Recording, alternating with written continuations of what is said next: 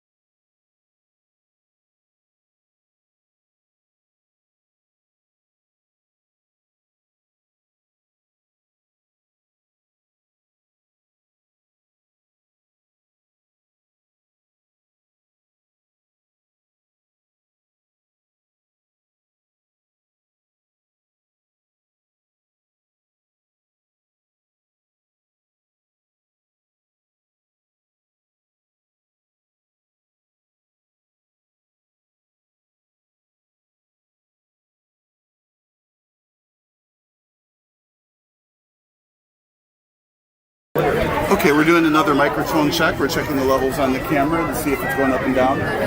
Looks like It sure looks like it's working there. So the question is, what's the next step? Just give it a second. Yep. All right, we're on the broadcast waiting too.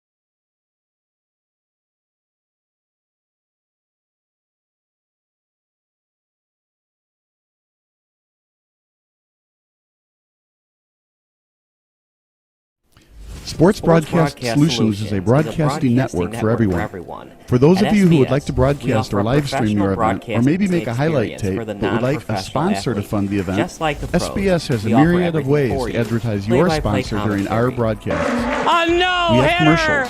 We have on-air reads by the announcers. Albatross Physical Therapy and Wellness specializes in pain-free. We have graphics. And we have watermarks. Color commentary. Finally, Sports Broadcast Solutions can create a commercial. Sports Broadcast Solutions is a broadcasting network for everyone. At SBS, we offer a professional broadcasting experience for the non-professional athlete. Just like the pros,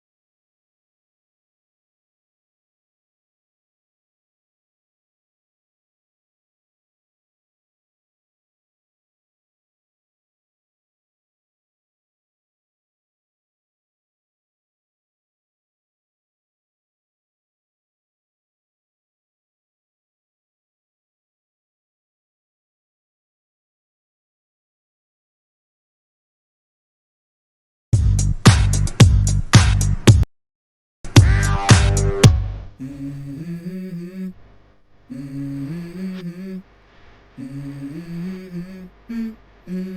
go.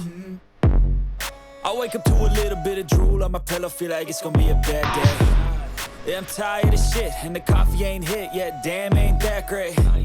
I don't wanna go to work, cause my boss is a jerk, and I'm not even that paid.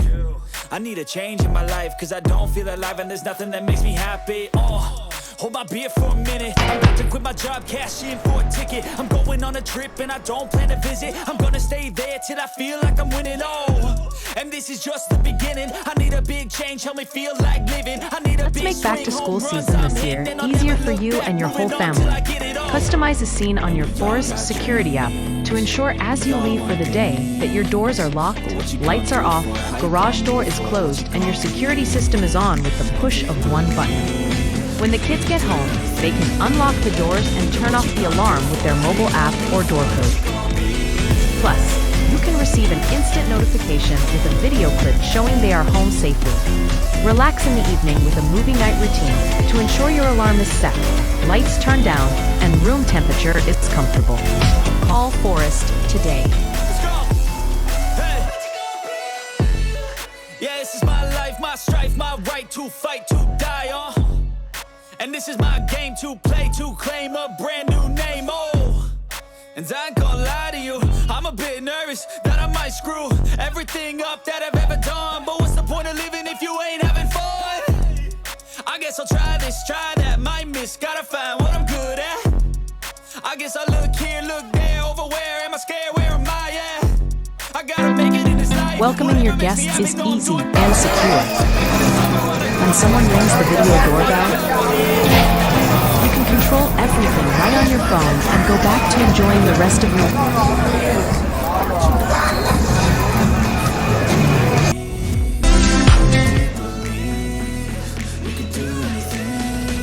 Let's make back to school season this year easier for you and your whole family.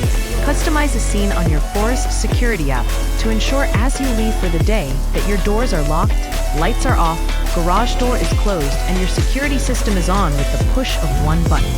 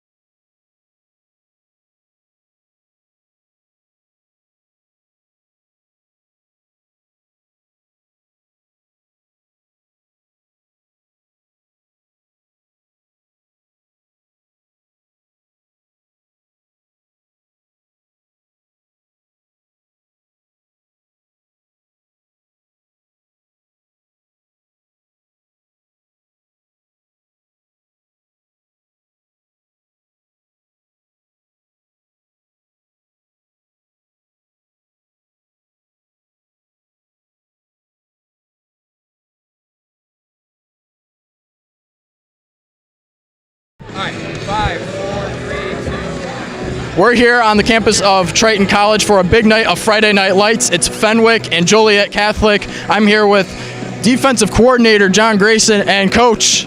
Last year it was a 14-13 loss to Joliet Catholic. What's it going to take to switch that narrative? We just got to play hard. Joliet Catholic's a fantastic program, back-to-back state runner-ups, 15-time state championships in their history. So just playing hard and executing our assignments, really. Last game, Mike Murphy had 10 tackles. He had 2 fumble recoveries as well. What are you expecting out of him and that defensive unit? Mike, Jake Thies, Tommy Thies, Aiden Williams. I mean, we have a very senior-heavy group.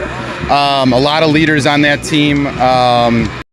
It's a group that just, I don't have to do a lot of coaching during the week. They get themselves lined up. They're holding themselves accountable. So I expect a lot of the same. Mike's going to do a great job for us and lead us hopefully to another shutout. All right, thank you, Coach. No problem. Thank you. Back to you guys.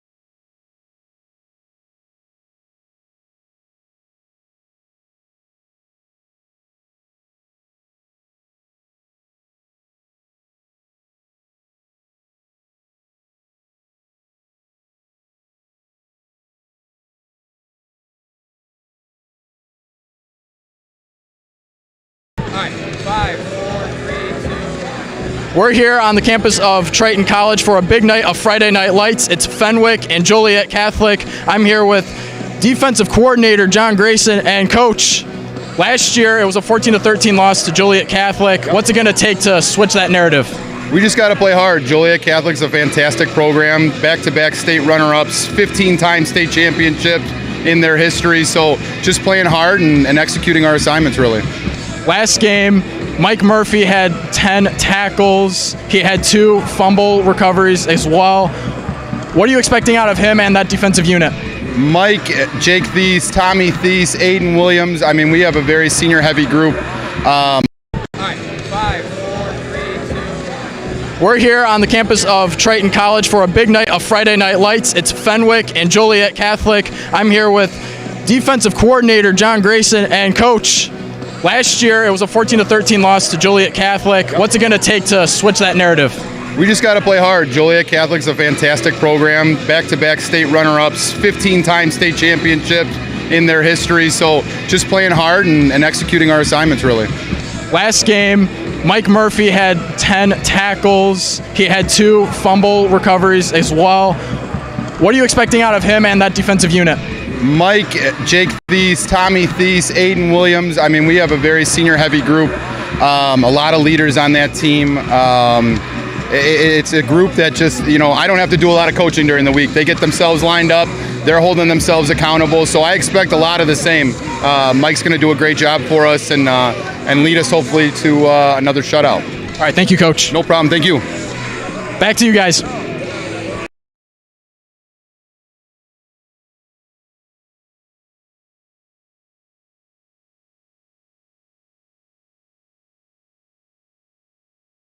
All right, 5, 4, 3, 2. We're here on the campus of Triton College for a big night of Friday Night Lights. It's Fenwick and Joliet Catholic. I'm here with defensive coordinator John Grayson and coach.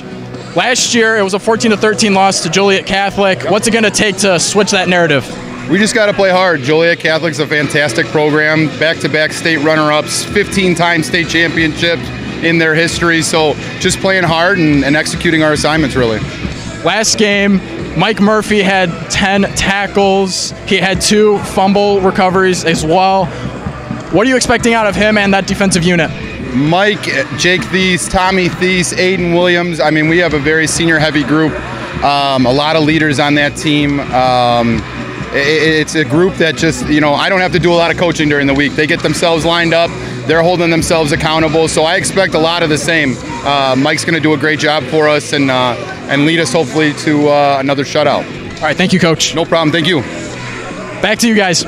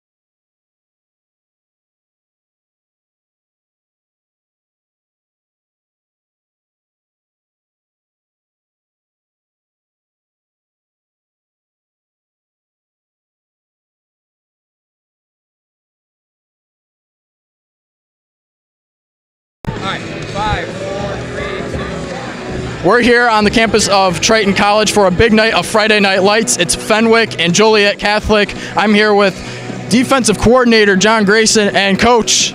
Last year, it was a 14-13 loss to Joliet Catholic. What's it going to take to switch that narrative?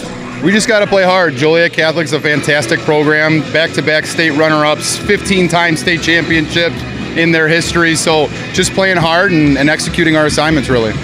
Last game, Mike Murphy had 10 tackles. He had 2 fumble recoveries as well.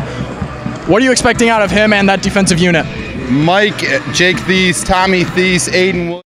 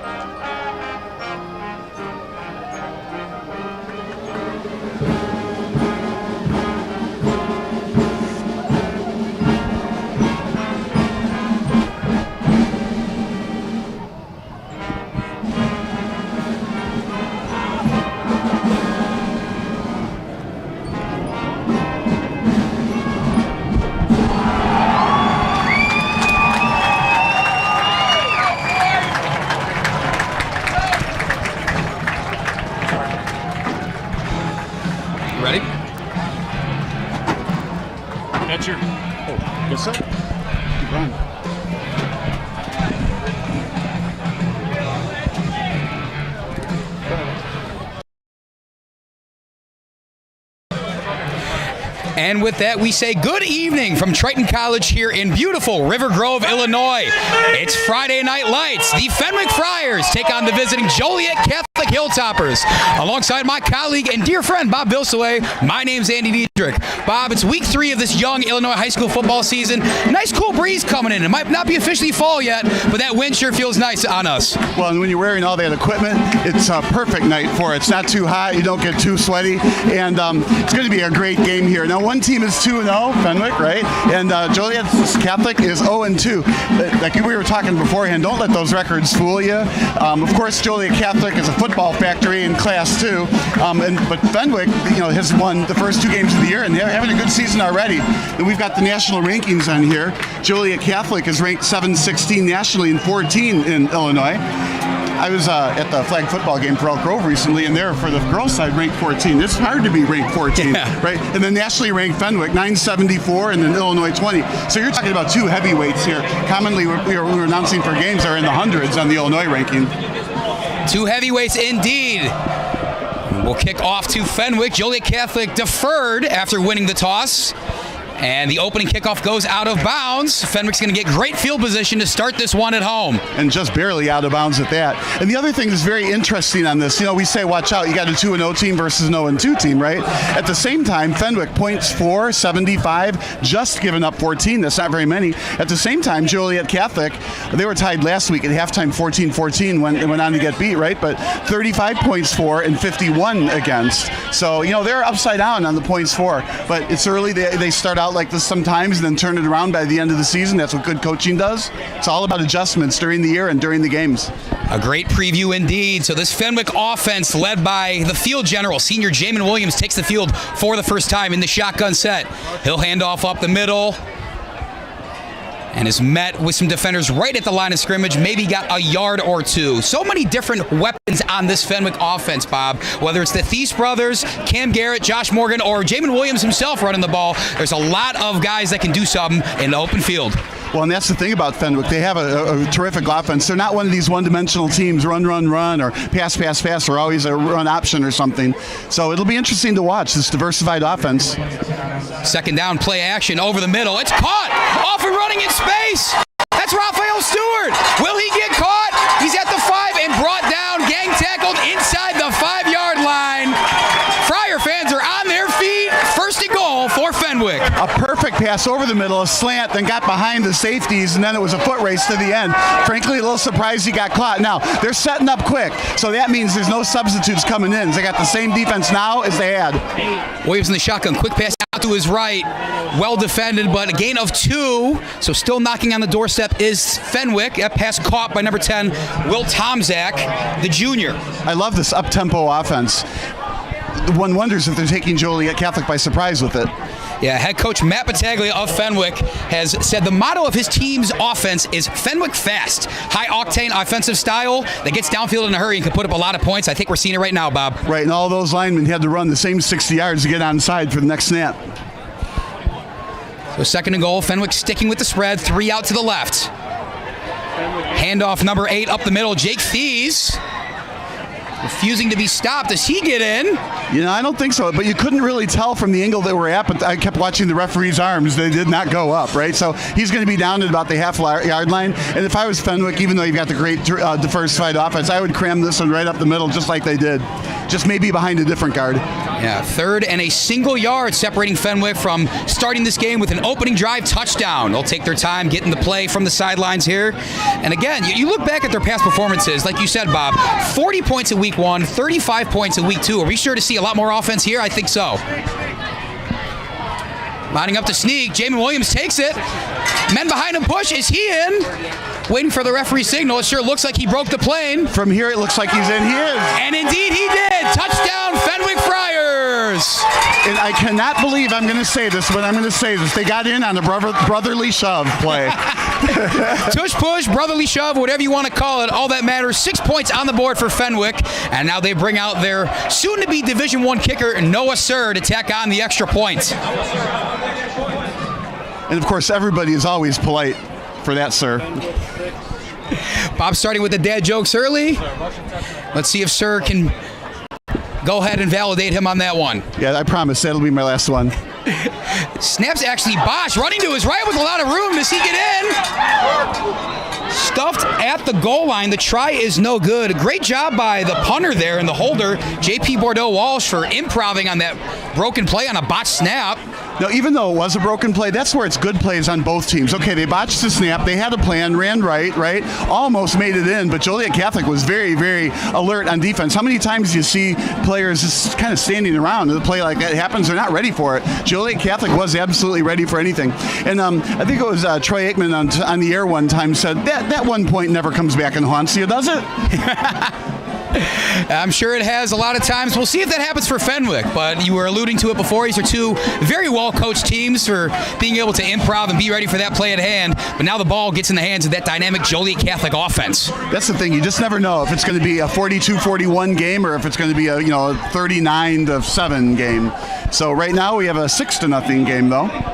And before Joliet Catholic gets the ball back to recap their first 2 games of the season, we said before, do not let that 0-2 record fool you. A loss to Lyons Township in Week 1 and to Glenbard West in Week 2 are marring their record, but wow, those are 2 of the top teams in the state. Those are some of the traditional powers of Illinois. Well, and that's the point. And then you're back to they're only in division, Class 2, right? So, like I said before, it's a football factory out here. They get players from all over, of course. Joliet Catholic, 10 wins, 4 losses last year. Class 5A runner-up the last 2 years. Nazareth defeating them both times, who they actually play in a couple weeks. Let's not get ahead of ourselves. The Hilltoppers have quite the game in front of them today, but they're going to get a first look and having the ball here in Triton College. Well, and both teams play a top-notch schedule. It has to do with they're not in the public league, so they get to play who they want, and they're playing very, very good teams. Ball on the 40. The Northwestern commit, Noah Sir, will line up and kick this one away. Well, and we expect it to go through the end zone then. It is a good kick. and you can see why Northwestern wants them, right? That's a pretty solid prediction from Bob. Through the end zone for a touchback. Well, this Hilltopper offense will set up shop. I'll get credit for the prediction, right? But at the same time, I was joking. I expected it to go, round about the 1 yard line. The NFL games with the new kickoff rules, that's the goal. You want to kick it at the 1 yard line, not into the end zone, comes out too far. But here he put that one in the end zone, only comes out to the 20, not returnable. And every time, if he can do that, the other team has to earn all 80 of their yards the hard way. But nobody better to do that than Joliet Catholic. Here comes that Hilltopper offense. Lucas Similik, their quarterbacks. He's played great first 2 games for his team. What can he do with his first crack with the ball? Drops back to pass, looking right, will throw it, caught, and immediately brought down by 3 Fenwick defenders. On that far side, looks to me that is number 3 of the Hilltoppers. That's Jaden Armstrong. That is Similik's favorite target. Armstrong was busy last week. 9 catches, 152 yards, 2 touchdowns against a tough Glenbard West defense. Now, they're on the short side of the field over there, so what I'm expecting is actually a run. But what I'm expecting is pass to the left side to the wide side. But we'll see what they do. Second and about 5 from the 25. One play goes left. Can he bounce it outside? And bringing the running back down, number 8, Jake Thies, one of the many athletes on this Fenwick defense that makes up quite the unit for head coach Matt Battaglia. And early in the game, this is already a very crucial play. It's 3rd down. If they don't make the first down, essentially here you have to punt. Now, Fenwick with their 3-men front line has traditionally been very, very stout, even against the run with only the 3 guys, but they're very mobile. Of course, the linebackers are right behind. But this 3 yards is very, very important. And it looks like a long 3 also. 3rd and a long 3 indeed. Joliet Catholic comes out in the pistol formation, 2 to Similik's right, 1 to his left. But the right side is the wide side. Quick slant, gets the first down and the necessary yardage. I always like that, where the team starts out like that on the right hash, then you run it back to the left hash so you have more room to throw it to the right. I think coaches don't pay attention to that as much, so they end up 3rd and 4 and 5 yards, but they have to throw back to the left, which is harder for the quarterback to do. So that was nicely set up. They got first down, and one more reason Joliet Catholic's a very, very good team. Yeah, quick slant goes to Craig Peacock, his first catch of the day, another one of Similik's favorite targets in this Hilltopper offense. He'll go under center on 1st and 10. Handed off right side through the hole, but quickly tackled. Number 25, Anthony Finnegan, the senior. We have our first field report from our field reporter, Ryan Haywood. What do you got for us? Hey guys, so the Hilltoppers trying to stay calm early. Of course, they realize there's a lot of game left to play. They were very happy with stopping the 2-point conversion from Fenwick. But speaking of Fenwick, junior kicker and punter J.P. Bordeaux Walsh has a right leg injury. He couldn't put any weight on it walking off. Unfortunately, he has been carted off from the field, being evaluated right now. No timetable for his return. Guys? Could be a big-time thing for Fenwick. Thank you, Ryan, as always. Pass over the middle is caught. Tackle's unably broken from Tommy Thies of Fenwick. But after that third down conversion, Joliet starts their next set of downs off with a bang.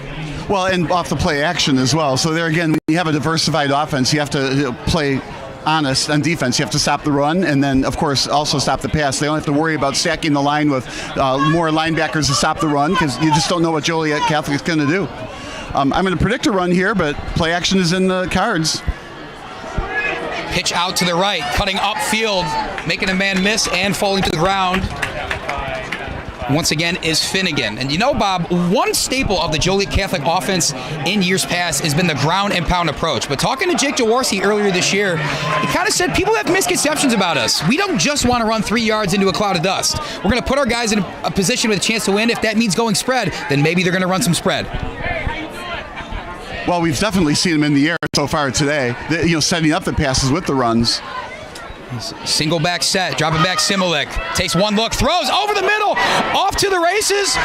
Doesn't look like he'll be caught. Touchdown, Hilltoppers. Jaden Armstrong already off to another masterful performance here in River Grove.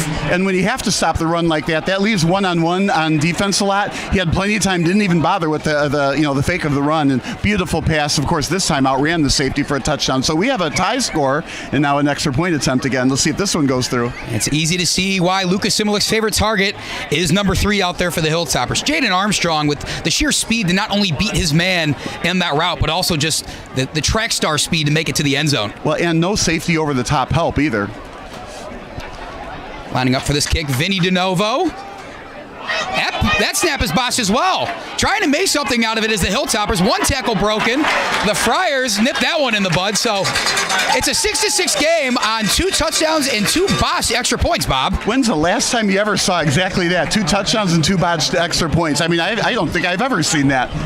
Definitely some room for improvement on the special teams units for both teams. But as it stands now, with about 6.5 minutes to go in the first quarter, it's 6-6 in River Grove. We're going to take a short break. Stick with us, folks, here on Sports Broadcast Solutions.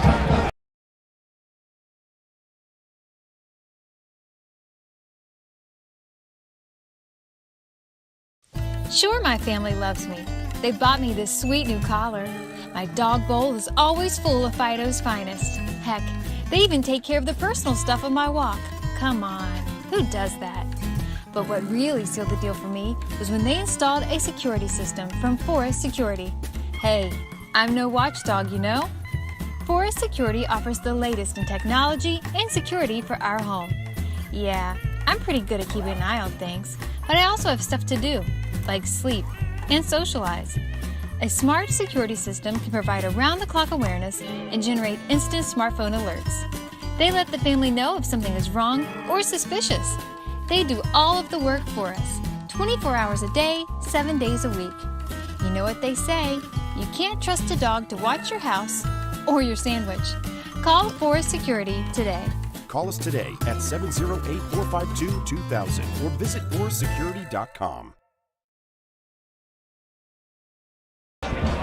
Welcome back to Triton College. 6-6 here between Fenwick and Joliet Catholic, about halfway through the first quarter. We actually saw something unusual there, Bob. A timeout going into a kickoff here for Fenwick. They burned one there. What did you see? Yeah, I don't know, but all I could tell was they didn't take the field in what looked to me like a timely fashion, but I'm thinking they were still talking to the coaches about a few things. So, but timeouts, people always think they got to be used at the end of a half or something to get an extra play out of it. Sometimes you got to reset your team a bit. We'll see if that bodes well for them. Returning the kick for Fenwick and taking a big hit at about the 22-yard line. And perhaps coming up with the ball. It sure looks like it. You got a bunch of jumping up and down players from Joliet Catholic. I think they got the ball on that hit. Well, Maybe they were just happy with the hit. We can't really tell. It sure looks like that Joliet Catholic offense is coming out in the field. That was 27 for Fenwick. Caleb Reed-Jennings that returned that one to about the 22 before taking an immense hit from that coverage of the Hilltoppers. And this is when you start to wonder, the pros where they have, linebackers who are 250 pounds and all run 4.40. This is why they go to the new kickoff rules. We don't have that yet here in high school. That was absolutely an immense collision. An immense collision, potentially an immense turn of the game. Similik's going to captain his offense out here on 1st and 10. Fakes the pitch out to a right. Steps, looks over the middle. Nearly intercepted by the Fenwick secondary. Almost closing in time, Josh Morgan of Fenwick. Well, never one to criticize play design, but look to me, there were 2 Joliet Catholic receivers over there. So the defender on one receiver was able to break up the pass intended for the other receiver. Very interesting. I think that player on the side you would have thought would break toward the sideline. That would have pulled the defender away. But here we go, 2nd down, and again, they were able to use the run as a decoy and throw what, it's a pretty good pass. It just got broken up. So 2nd and 10 coming up for the Hilltoppers. They started this drive right here at Fenwick's 25 after a special teams forced fumble. Looks like we're going to get a ball change here. You never know what you might see in the Friday Night Lights, Bob. Right. I like the minor league baseball games where the dog comes out and gets the baseball bat. I guess they have that in some games for getting the kickoff tee. You never know what you might see here. Regardless, it'll be the Hilltoppers coming out. Similik in the pistol set. It's going to direct some traffic. Let's see if they air it out again, perhaps smelling blood and going for it all. Similik gives right, bouncing outside, cutting up. Brought down about 3-yard gain there. 25, Anthony Finnegan once again with the carry. A couple Fenwick defenders over there. Those linebackers have sure had to have their keep made when it comes to tackling these running backs. Yeah, they're very, very active. Fenwick is amazing at stopping the run. You look at the 3-down linemen, you're like, okay, smash mouth high school football. Just push them off the line, get 3 yards. Of course, I always joke about it in a cloud of rubber pellets, right? But the linebackers from Fenwick are very good at stopping the run. At the same time, they're good at stopping the pass. Except that one earlier today. Fenwick fans on their feet. 3rd down, 7 yards to go. Similik back in the shotgun. Looks to his right, throws. Armstrong lays out, cannot make the catch right at the sticks. 4th down and medium coming up for the Hilltoppers. Yeah, the question here, kick or not, I'm thinking go for it. You're at deep in territory. All you need is 7 yards. I would be going for a 1st down here, and I think they're going to have to pick it up in the air. The run defense of Fenwick has just been too stout. Now the question is going to be into the end zone or a slant. It's going to be interesting. Looks like they've got 2 receivers to the left. Jake Jaworski showing confidence in his offense. 4th and 7 from Fenwick's 22. Similik takes the snap. 3-step drop. Throws. Caught. And got it. Just enough yardage for a 1st down. A beautiful play design and a pitch and catch. Michael Brown, the receiver there, getting the 1st down for the Hilltoppers. And it was thrown down low at the 1st down marker. Clearly a timing pattern, too. Very, very well executed. Obviously practiced a lot. But, yeah, he needed 7 yards, so he got 7.5 yards, so the ref can't mark it wrong. And you got your 1st downs. New set of downs. Now let's see if they go back to on the ground. I would expect that, but right now, again, the long side of the field is to the right. So short passes at the right hand would be something in order if they don't run it. Looks to me like it's a run, maybe to the right with all the blockers. Joliet Catholic showing run. Single back trips to the right. Similik will play action. Rolls to his right. A lot of daylight. Throws over the middle. Tipped. Incomplete. There it was again. 2 Joliet Catholic people in the middle that could have caught the ball. So again, I'd like to see the receivers get a little bit further apart, shorter or deeper, more left or right. But when you throw into a crowd like that, there's also more defenders. The other thing is he went and rolled to the right. Looked like he had plenty of running room if he wanted to keep going. But he chose to throw it back across the middle, and that's always a dangerous pass. So no harm done. 2nd and 10. Similik had a lot of real estate with him on that right side. Threw to his favorite target in Jaden Armstrong. Josh Morgan there with the pass breakup. So 2nd and 10 now. Joliet Catholic trying to string together their 2nd straight touchdown in as many drives. Now this really does look like a run. I formation certainly will do that. Oh, and a timeout. Similik did not like the looks of it. We're going to get a timeout from the Hilltoppers. Interesting. So just like Fenwick taking the earlier timeout, they took one here. It's interesting how I think it's good when high school teams take timeouts to call a play, they'll settle something down, the coaches see something, they know it's not going to work. It's okay to use the timeouts. Yeah, you might not get to use your timeout at the end of the half, but sometimes you don't need them anyway. With the guys at this level, you know, it's different than pro athletes, right, that have been doing this so long they can motivate themselves. It feels like you need to take that extra time to make sure they're engaged. What say you? Well, exactly. And, 2nd and 10 at the, 15-yard line. It's a very, very important part of the game. I mean, this is obviously a close game, 6-6, right?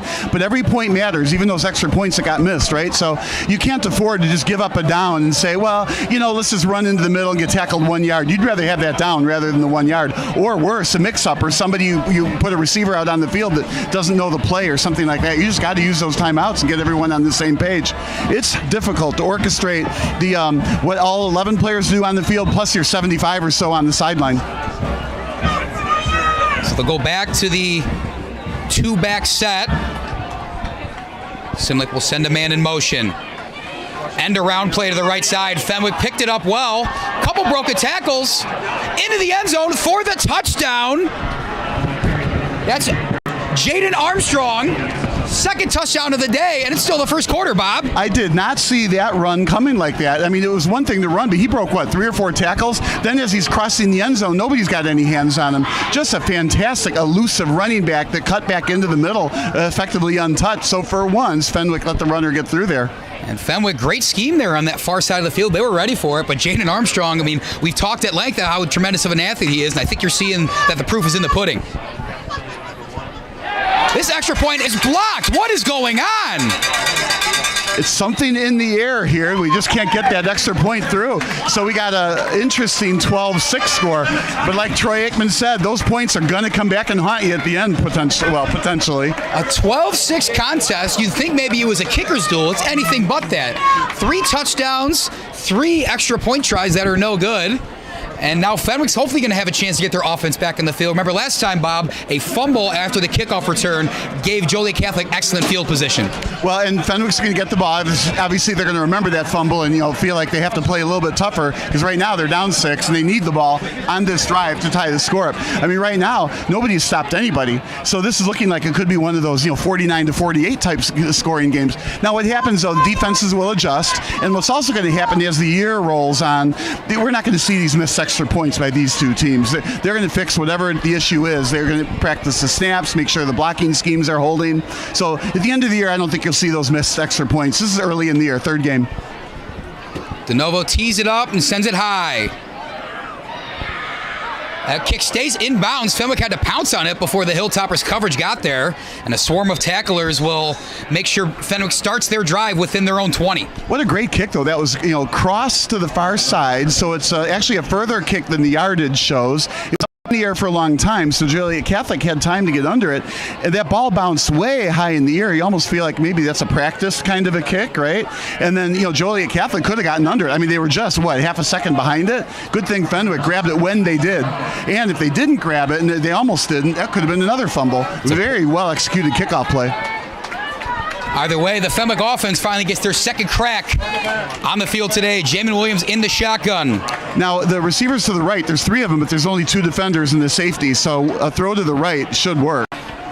Fenwick really trying to establish that run game. Nero went up the middle and was met with nothing but a wall of defenders. Yeah, I'm thinking if you're the Fenwick coaching staff, you've got somebody up here in the booth, right, taking a look at that defensive scheme and thinking, we got to run that play a couple more times.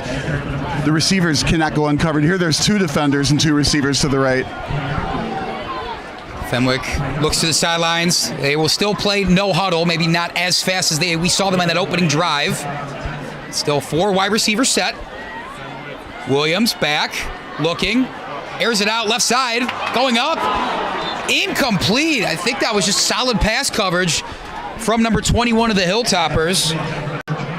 That's Kai Nathaniel making his first big play of the day. A potential big play for Fenwick is nullified by just some good old-fashioned defense. Yeah, lots to note on that. And first off, the throw was a perfect spiral. However, it was underthrown. So you're thinking, well, you're in man-to-man defense, but keep your eyes on the quarterback if you can. That was underthrown, and those are the ones that are primed for interceptions. But it was just, harmlessly dropped to the ground. But yeah, that was underthrown in my mind.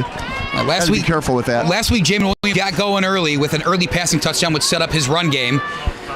Let's see what he can do here. Over the middle, blockers in front of for Fenwick. will get tackled about 3 yards short of the sticks. It looked like he had some running room there, but finally then did get tackled short of the by 3 yards. So Fenwick's going to have to punt, and that was a huge play. Again, these lot of little huge plays in the middle of a game like that. A first down there, they get to continue the drive and potentially tie the score. Now, in a one-score game, they're giving the ball up to Joliet Catholic with a one-score lead. How many times can you talk about the cliche of game of inches? It's many times you say it, Bob. It's one of the more true adages as we have in professional sports. I love the way the professional sports are going, where they could put a little GPS microchip in the football, and you don't have to see the chain gaining anymore. Noah Sir winds up, sends a punt deep into Joliet Catholic territory. Fair catch, bouncing.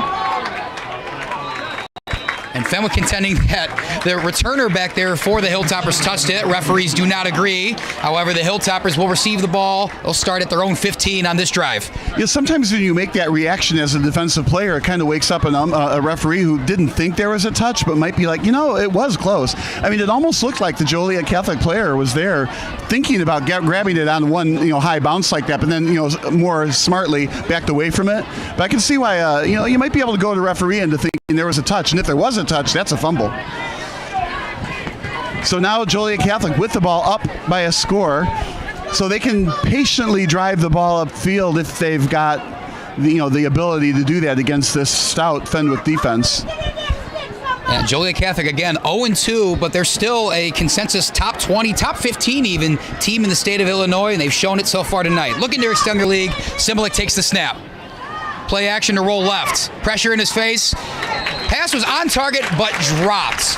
Similic with a nice rollout and throw, but his receiver, number 17, Frankie Pachonka, couldn't hold on to it. Well, take heart. Komet used to drop those early in his career. Now he catches them all the time. So perfectly orchestrated play again, pass short to the left, right?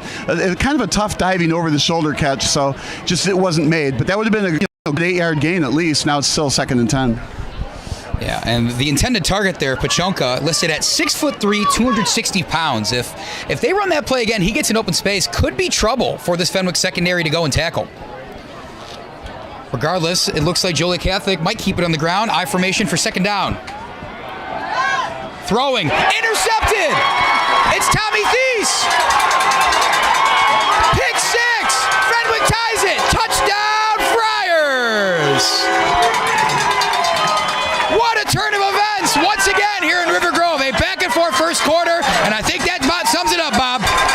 Back and forth is absolutely the right way to put it. Now we want to see one of these extra points go through. But what I was impressed with is the safety was eyeballing the quarterback the whole time. The throw went a little bit deeper than one might expect, right on the short left pass, going for a deeper slant.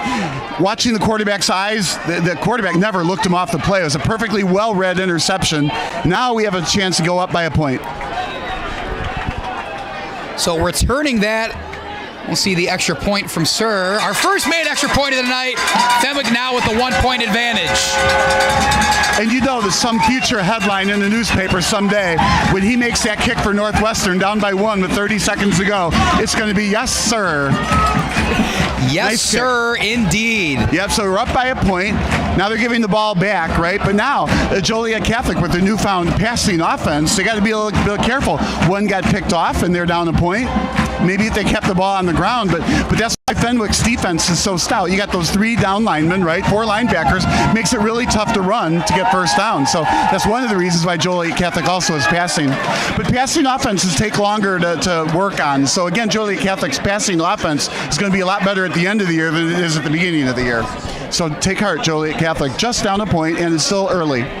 Impressive stuff from the Fenwick secondary there. I mentioned it was Tommy Thies that returned that interception for a touchdown. In fact, it was his brother, Jake Thies. Both tremendous athletes, both wear number 7 and number 8. Tommy wearing 7, Jake wearing 8. And I think you just see how much impact they have on both sides of the ball, truly, but especially on the defensive end. Yeah, imagine the football they played in their backyard growing up. The neighbors had no shot. Would not want to go up against the Thies household. Anyway, Sir is going to kick this one off from the 40-yard line. Showing that big leg once again. No return from the Hilltoppers. So they'll set up shop. 2 minutes, 13 seconds left in the first quarter. They trail by a point. Northwestern's an excellent school, and I think he's probably pretty happy about it and showing off his legs, saying, hey, you guys made the right choice. Lucas Similik, who again has had a tremendous start to this year despite his 2 losses. Again, go back to game 1, 15 of 19, 166 yards and a touchdown. Last week, 254 passing yards, 3 touchdowns and an interception. So only his 2nd interception of the season for the young quarterback. What does he have to do differently to get something going on this drive? Well, first off, they got to get the running game to get more first down yardage. First and is way better to be 2nd and 5 than like 1st and something longer. Like that first pass that wasn't caught, that made it a 2nd and long, and that was the start of that one. So here again, a short pass, they got the necessary 5 yards they needed on the first down, so now they got 2nd and short, so now they can run or pass. Jaworski putting trust in his quarterback still. That pass out to Michael Brown for about 7 yards or so. And a good coaching staff as well will not panic. Okay, so what happened after that interception? First play from scrimmage, another pass. So we're not saying, hey, you blew it. Now we're going to start, staying this, keeping this thing on the ground. I like that they passed the other direction. You don't want Thieves to get another interception on the same side. We've talked about Similik a lot, but the fellow senior in the backfield with him, the tailback Anthony Finnegan, is nothing to sneeze at either. Maybe he'll get the ball here on 2nd and short. Play action once again. Pass nearly gets broken up, but it gets to Armstrong past the sticks. So another first down for the Hilltoppers, albeit maybe a little bit of a scary one. Well, and that's the trick on that first down. They were only 3 yards short, so they didn't have to go that far downfield. That ball was almost picked off. If that ball was thrown further downfield, now remember, it went across the field a long way. So it was well read and almost, at least knocked down, if not picked off on that. When you start jumping routes, you can get those interceptions, but you got to be careful with jumping routes because then, that can go all the way against you, like the first play, Armstrong. But I was surprised he didn't have over-the-top help on Armstrong on that pass. That's been the matchup to watch on the bottom of your screen. Jaden Armstrong versus Josh Morgan. Armstrong in motion. This time he'll hand it right to Finnegan, and he is tackled in the backfield. Closing in to make another big tackle as he did last week, Mike Murphy of the Friars. You can't help but say, you see why Fenwick is 2-0 this year. They're playing fabulously against a very, very strong team on both sides. It is good defense, even though they have scored twice, right? And obviously an offense has got the lead. Pretty significant loss there behind the line. A 4-yard loss, so 2nd and 14 coming up for the Hilltoppers. Similik will run the play in from the sidelines. And that's the trick. You can't, well, you can, but you can't really try to get all 14 yards at once. You're probably looking at a 7-yard pass and another 7-yard pass. 13-12, Fenwick leads. 2nd down for the Hilltoppers. Similik all the time in the world. Gets it to Finnegan, passes a bit too high. Finnegan cannot hold on, incomplete. Yeah, that's tough. He threw kind of a frozen rope high over the head. Those are hard to catch, right? I mean, if you throw it right in his gut or something like that, it's an easier catch. So I'd have to say that would look like one of Williams' overthrows. Bears fans, it's okay. Caleb's going to get better, I promise. So 3rd down here for the Hilltoppers. Impressive work by their offensive line, headed by senior Connor Hoyt. This is a line that gave Similik a lot of time there, and so far in this one. Similik drops back, pressure's coming. He'll air it out downfield. Underthrown, almost with an impressive one-handed catch is Joliet. Pass ball is incomplete. A flag is thrown, almost certainly going to be defensive pass interference, afflicting Fenwick. Yeah, you can see that happening. He was beaten on the play. The ball was still a little bit underthrown. That might have been the saving grace. Now, if he had turned around before he caught it, he might have, bounced off his, shoulder or something like that. But no, instead he chose, he's going to catch it. I'm going to push him. And that push prevented him from catching the ball. And of course, in high school, it's not a spot foul. So, coaches will tell you in high school, if you're going to get burned over the top for a touchdown, man, knock him over, take the penalty. And he did. But it does mean the first down, and Joliet Catholic still has the ball. Now, we were talking earlier, they needed those 2 7-yard passes for a first down. They didn't get the first one, so they had to go for it, and they got it. Fresh set of downs. Joliet Catholic on their own 44-yard line. Perhaps settling into their offensive scheme. Similik gives left. Couple yard gain before the Fenwick secondary chops Finnegan down. Yeah, again, the ground game is as good as Joliet Catholic is. It's going up against a very stingy defense. We talked about the opponent points before, remember? Fenwick has only given up 14 points. That's not very many going into the 3rd game here. I guess the quarter ended. That felt like it went fast, didn't it? It was an eventful first quarter for sure. 4 touchdowns, 2 from each team, 3 missed extra points, but Fenwick is on top right now. 13-12, the Friars lead. You're watching Illinois High School football here on SBS. Welcoming your guests is easy and secure. When someone rings the video doorbell, you can control everything right on your phone and go back to enjoying the rest of your warm summer days. Take control with a video doorbell from Forest Security.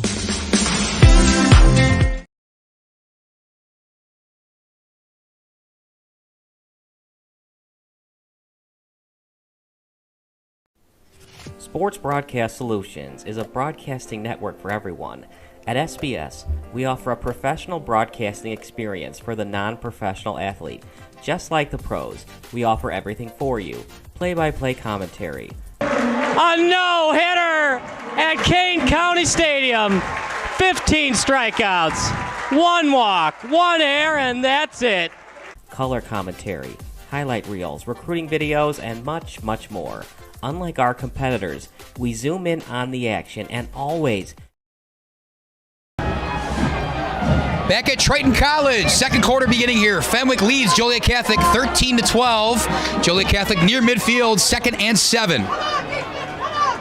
Fenwick gives it up the gut. They're going to keep it with Finnegan, but that Fenwick defense says no can do. Jake Thies making the tackle. Right in the the helmet and the shoulder pads, knocked him back.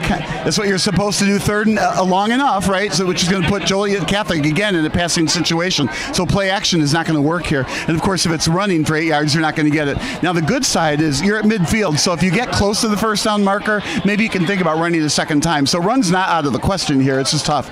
Now what I always like to do is play accountant here with my math major background, right? You take the 13-12 after 1 quarter and you multiply it by 4, and I think we got a 52-48 win coming. Regardless of what happens in the future, it's 3rd and 7 right now. Friar fans on their feet. Play action. We have a flag thrown. Simlick rolls to his left. And he throws it way past, maybe just throwing it away. It looked like perhaps Jaden Armstrong moving in motion was moving forward before the ball was snapped, Bob. Yeah, that's what I was thinking. You got to time that, right? And I think he just took 1 step too soon across towards the line, and that's all it takes. This is not the Canadian Football League where you have 1 or 2 people running at the line of scrimmage. So they'll decline it. That's what the bench is saying, right? So it's going to be 4th and 8. I would expect the punting unit to come on, and here it comes out. And you're exactly right. Fenwick head coach Matt Battaglia declines the penalty.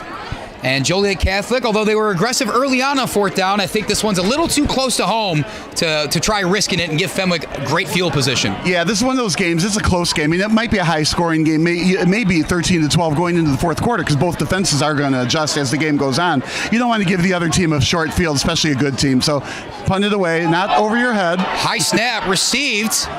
Low kick almost hits one of the coverage men.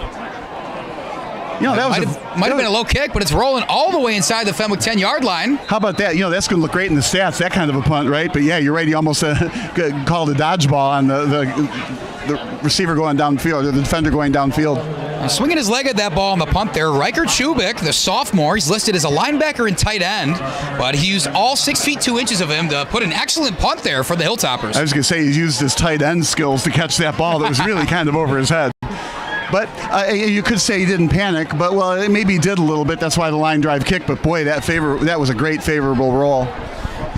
So Fenwick, a long way to go, 95-ish yards. Yep, I was going to say we've had a lot of momentum shifts here. If Fenwick can find a way to score all the way back up against their old goal line, it could be big. Run pass option. Williams complete to the left, speeding through a quick hole and nearly getting to the first down line. That is number 14.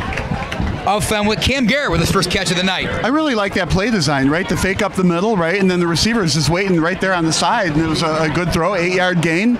You keep doing that the whole game. Williams looks like the same play again. Garrett will catch. This time does have the yardage to gain. First down, Friars. I think every football fan watching a football game on TV or something always wonders, why don't they just run the same play? It worked. Keep running the same play until they stop it. It's the same formation. Certainly embodying that Fenwick fast motto that Coach Battaglia has for this offense. They'll look to the sideline and receive instruction from their head coach. Nothing but spread right now. Williams in the backfield with Jake Thies. Fakes to Thies. Pocket collapsing. Williams steps out, gets out of trouble, up yard, spin move, and dives to the 30. And how about that? Getting out of harm's way, but also getting a first down there. Jamin Williams. Yeah, and that spin move got him. If he didn't spin, he gets tackled, right? But he not only spun, he spun with strength. When you do that, you spin, you lean forward, and you keep pushing with your legs, and it's a hard tackle to make. First down. Williams is as good with his arm as he is with his feet. We saw it there, and we'll probably see it again. The field general for Fenwick was at the helm last year, got injured middle of the season, and has been saying he cannot wait to get back out in the field, and I think he's really showing that passion tonight. Williams again. Holding. Flag in the backfield. Williams throws, and it's dropped. Cam Garrett almost had his third catch on this drive, and with that flag in the offensive backfield, it sure looks like offensive holding. Yeah, we haven't seen the preliminary call yet. Probably holding. Yep, there it is. So it'll be either 1st and 20 or 2nd and 10. If you're like at third down or something like that, you might decline it to give them one chance to get those 10 yards. But being a first down play, they'll take it. They're pushing them back. So it'll be 1st and 20, similar to before when it was, 2nd and 14. You know, you want to get those 2 7-yard passes. Here you're in like 3 7-yard pass zones. And what I like is they're on the left side of the field. So again, if you roll right with a very fast quarterback, obviously you can get those 7 yards a couple of times. And so somebody big we haven't mentioned, but we saw him have a big impact there. Big number 99 for Joliet Catholic. Ian Campbell, the Navy commit, almost got in there. Reverse play. Josh Morgan has a full head of steam on the right. Cuts upfield. Makes up the yardage from the offensive holding and then some. It'll be 2nd and 8 for Fenwick after some trickeration. That was a nice play. Okay, now they got effectively like a 1st down and 2 gain, right? But now 2nd and 8, that was a big chunk to get back. They ran to the right side of the field, right? So let's see if they run back toward the left side of the field on this play. So on 3rd down, they can pick it up with a throw to the right. And that's I'm going away again. Number 99 for Joliet Catholic, Ian Campbell, the Navy commit. 37 tackles, 8 sacks last season. He's planning on playing both ways a little more frequently this year. He's going to get maybe some looks at tight end, which guy that big, that's pretty scary for a defense to handle. Well, and he flashed his speed there too. 2nd and 7. It's time Williams gives. It's Jake Thies. He's bouncing outside. A lot of daylight in front of him. Doesn't look like the Hilltoppers will catch him. Jake Thies, goodbye. Touchdown, Friars. We said the Thies brothers would be huge for this Fenwick team. And Jake Thies himself, a pick 6 and a run of about 60 yards. What can you say about this Fenwick offense right now, Bob? Well, right now, as good as Thies is, I want to give the credit to the offensive coordinator on that. They ran to the right, to the wide side of the field, created the space on the left side, and then the reverse going back. Well, actually, he was running up the middle, but then broke it out wide. So the defenders wanted to stop him in the middle of the field. He went wide left. So Fenwick could not be utilizing the sidelines any better than that. We have our field reporter Ryan Haywood up here with us, joining us in a moment. But first, we're going to see Noah Sir's extra point. Snap good. A blocked extra point for the 2nd time tonight. Fenwick did make the extra point before, so they're still up 7. It's 19-12. A lot going on down in the field, Ryan. What can you tell us? Yeah, a lot has happened since I've been back up here, but I can tell you this much. Defensive coordinator John Grayson, we talked to him in the pregame saying we have to be tight on defense, and he's telling his guys, why can't we block? Of course, they were good enough to stop a couple 2-point conversions. They're up 7. There's a lot going on the sidelines. Jake Thies also saying this isn't good enough. Of course, he's just got a touchdown just now. Keep an eye on Fenwick. This is a offensive coach versus defensive coach situation. This is battle of the brains right now, just as much as it is battle of the bronze on the field.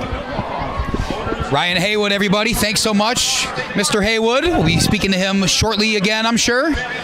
So 19-12. We kind of talked pregame about this might actually be a sneaky offensive explosion of a game. I guess we were right, Bob. What's going on out there? Yeah, right. We're heading still toward 52-48, right? No, nice kick.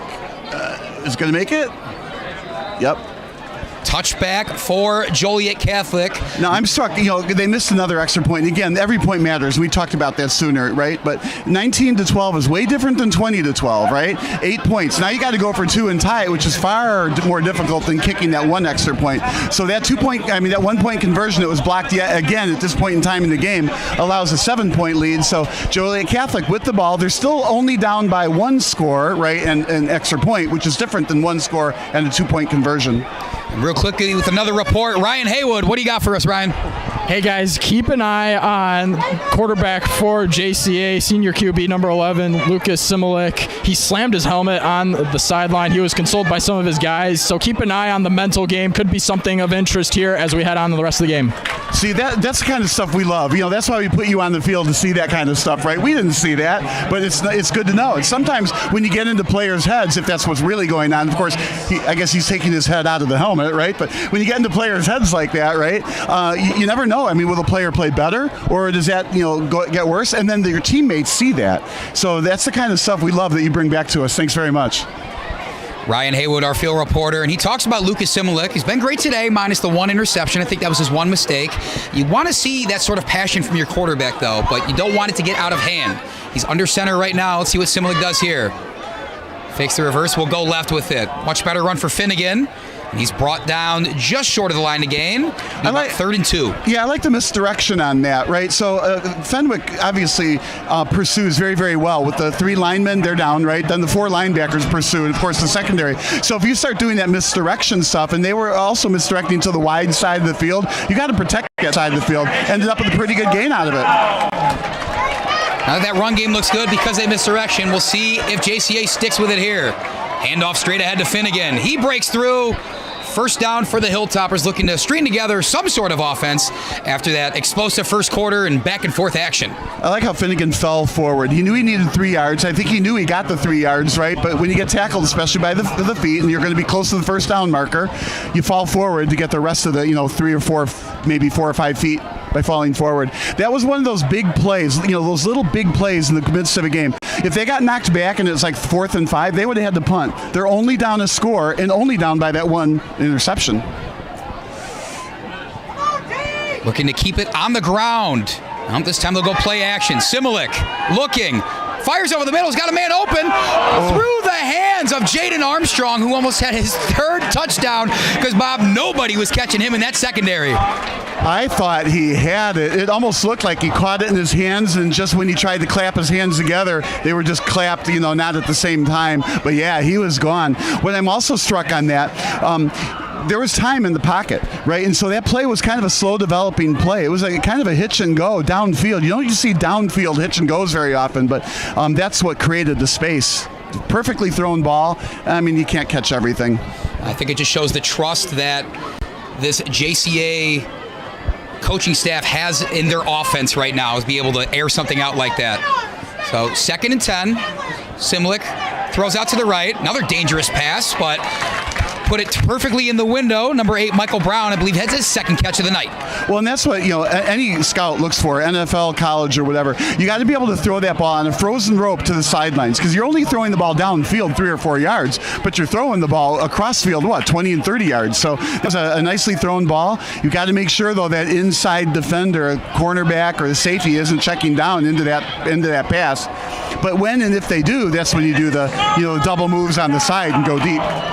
It's those sneaky defensive schemes that perhaps cost Joliet Catholic 6 points in this one on the pick 6. Similik fakes the pitch, end around, far side of the field.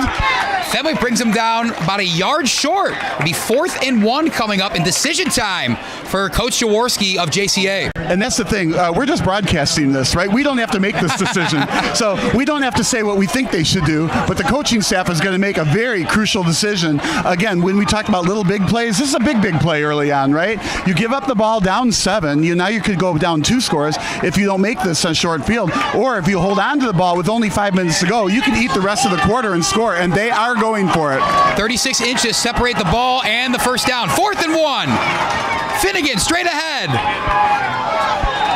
His teammates think he's got it. Referee spot does indicate that. So to be a fresh set of downs for the Hilltoppers. Close call there, Bob. It was, and the question is, did he really make it? But what happens in high school is if you get close to the first down marker, they generally give it to you. Now, it's a closer game. Maybe they'll spot it a little bit tighter, right? But generally in high school games, you get it close to that first down marker, they'll go ahead and give you the first down. And now I'm not saying that was a gimme first down kind of a thing by the referees, but that was absolutely stopped cold right at the marker.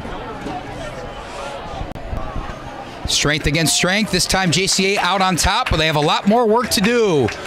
Under 5 minutes left in the first half. Fenwick leads 19-12. Similik shotgun. 5-step drop in the snap.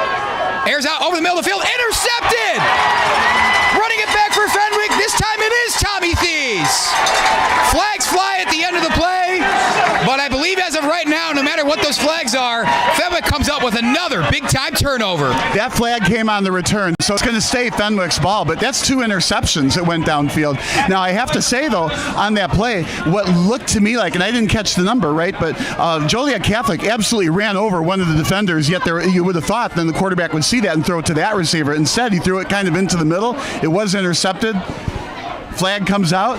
Fenwick's ball. It's backing it up, though. And so I believe you're right. Some sort of personal foul on the return, maybe a block in the back or a clipping of some sort.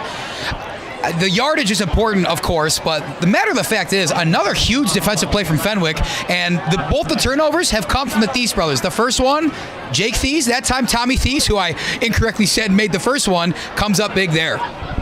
Well, you're turning out to be a soothsayer here, right? You said the Thies brothers would be big, and they're both big. It's not just one; they are both big. Now, I think you said earlier one's going to Miami, and the other one is still undecided, right? Correct. Yeah, Tommy is committed to the University of Miami, Ohio.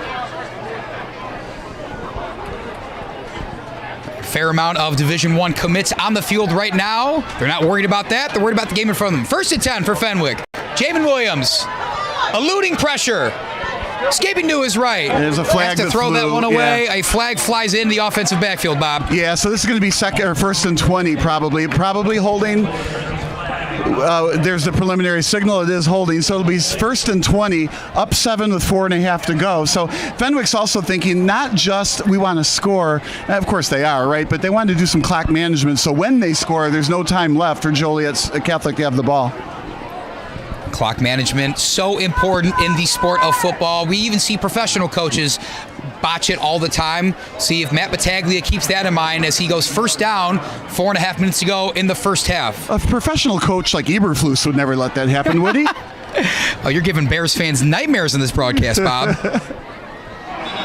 That's the legal procedure. That'll come back 5 more yards. A little too excited to move. Wide receivers on both sides for the Friars. So instead of 1st and 20, looks like a long 25.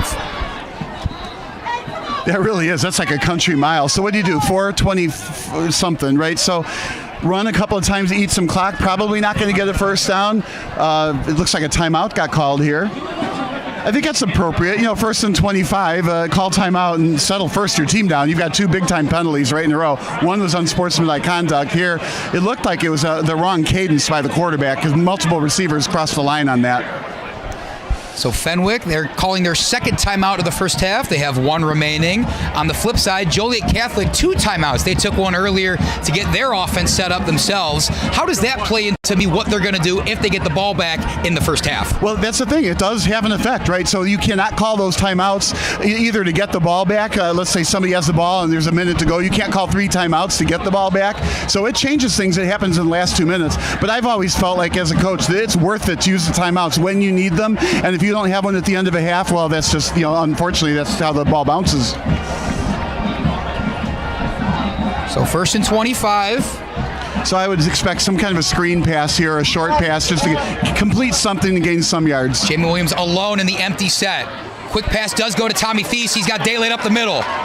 Breaks a couple tackles, falls forward to about the 33-yard line, makes second down a little more manageable for the Friar offense. Yeah, but that's a fantastic 1st down and 25-yard play call. Just a little slant over the middle. There was no middle linebacker waiting for it. So, continued to run, got about, 13 of those 15 yards back. So even though it's 2nd and 12, it's still 2nd and long. Run that play again, right? Fenwick back in the shotgun. They'll play fast. This time, kept it on the read option was Williams, but that defensive front just walled him down. Maybe got a yard there to make it 3rd and 11 or so. And another one of those little big plays here. Okay, we got 3.5 minutes to go. Clock is running. If you make a first down, you have a chance to score before the half. If you don't make the first down, you cannot go for 4th down in your own end zone, or your own end of the field. So look for a punt if they don't get the first down. was about to say that the clock is running as we're 3:23 left, but I think Joliet Catholic sensing that and maybe want to give themselves a bit more chance, take their second time out of the half. Yeah, I'm wondering, a few things. Why did they do that? Okay, settle down the defense, wrong defense called for the play. But you know what else? Joliet Catholic had a player still running off the field, and it just looked like that snap was going to go. So I think that call was a timeout from the sideline that said, let's not get a 5-yard penalty here. And right now, so the coaching staff is thinking a 5-yard penalty is worth the timeout. Now, I can't say for sure that was happened. I mean, we're only 6,000 yards away from it, but that's what it looked like to me. Fenwick here, they would have the chance to still go down and score. They have a timeout. They got 3.5 minutes. A long third down stands in the way of them there, Bob. What do you think Fenwick pulls out of the bag here? I think they're going to pass and try to get that first down. If they don't get the first down, they're going to hope that their defense stops Joliet Catholic from, from going, 60 yards the other direction. That's going to be encroachment. They'll get 5 yards back. Indeed, the side judge indicates it will be 5 yards. And the offsides penalty, encroachment, one of those 5 yards against the defense. Either way, Fenwick's all the happier. Only 3rd and 5 now on this big play late in the first half. Yeah, that's actually a big 5-yard pickup. Now you only got to get 5 yards for the first down, which is a short pass, far less chance for an interception than having to get all 10 yards at a very important juncture in the game. So another hard count from Fenwick, maybe trying to make all 10 yards of the line to gain up with penalty yardage, but we'll settle back in the shotgun. It's Tommy Thies to Williams' right. Fake to Thies, wants to air it out. Man downfield, underthrown ball. Flag is thrown. Pass interference looks to be called against number 21 of the Hilltoppers. That was Kai Nathaniel in coverage. Well, you've seen that a couple of times, though. The receiver's going to go for a touchdown, right? Now, that was underthrown, so probably wouldn't have been a touchdown. At the same time, jumped up, essentially face guarded the receiver. Absolutely pass interference, knocked, pushed it in the receiver. The ball hit him on the backside. It's so tremendous how many weapons that Fenwick has out wide. We already talked about the Thies brothers who have gotten the board themselves, but Cam Garrett's gotten his name in the book. Josh Morgan's a great two-way player. Will Tomzak. And that's not even the intended target right there, Raphael Stewart, who has a 60-yard reception already in this one. This time it's 1st and 10, fresh set of downs, out wide, Tommy Thies. Can he set the edge? Great open field tackle, that time chopping him down for a loss. It's number 20 of the Hilltoppers, Cohen Lyons. It was a great tackle. It was great in open field, but that was caused because he was getting chased full speed. So it's easier to tackle a guy running at full speed sideways than a guy going slower, because then you can speed up or slow down. But when you're going full speed, you kind of know exactly where that guy's going to be when you go to tackle him. So that was really nice defense there. 2nd and 11, Fenwick more than happy to sit on this clock a little bit. 2:40 remaining in the half. They still lead by a touchdown. It goes back to that clock management, right? Whether you score or don't score, you don't want to leave any time on the clock for Joliet Catholic. And if you go into the locker room 1 score ahead or 2, well, I mean, you'd like to have 2, but you don't want them to tie it up. Williams gets the play, maybe took too long. Let's see what this call is.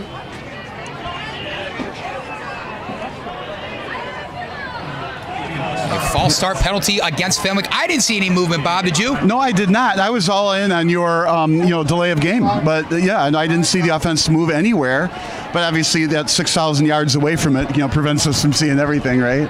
Do you think that the pace of play that the Friar offense plays with maybe can factor into some of those false start penalties with those guys raring to go? Oh gosh, absolutely right.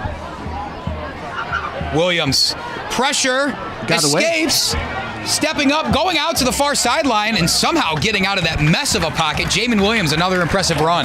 No matter what sport you play, if you are unpredictable, it's hard to defend. So if you snap it early or snap it late, sometimes early and sometimes late, it really is difficult to time that, right? But if you're always snapping it on one, or whatever the call is going to be, or whatever the count is going to be, it's easy to predict when the snap is going to happen.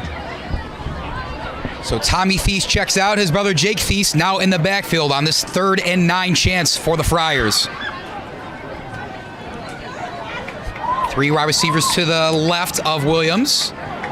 Interesting, they pinched him in a little bit.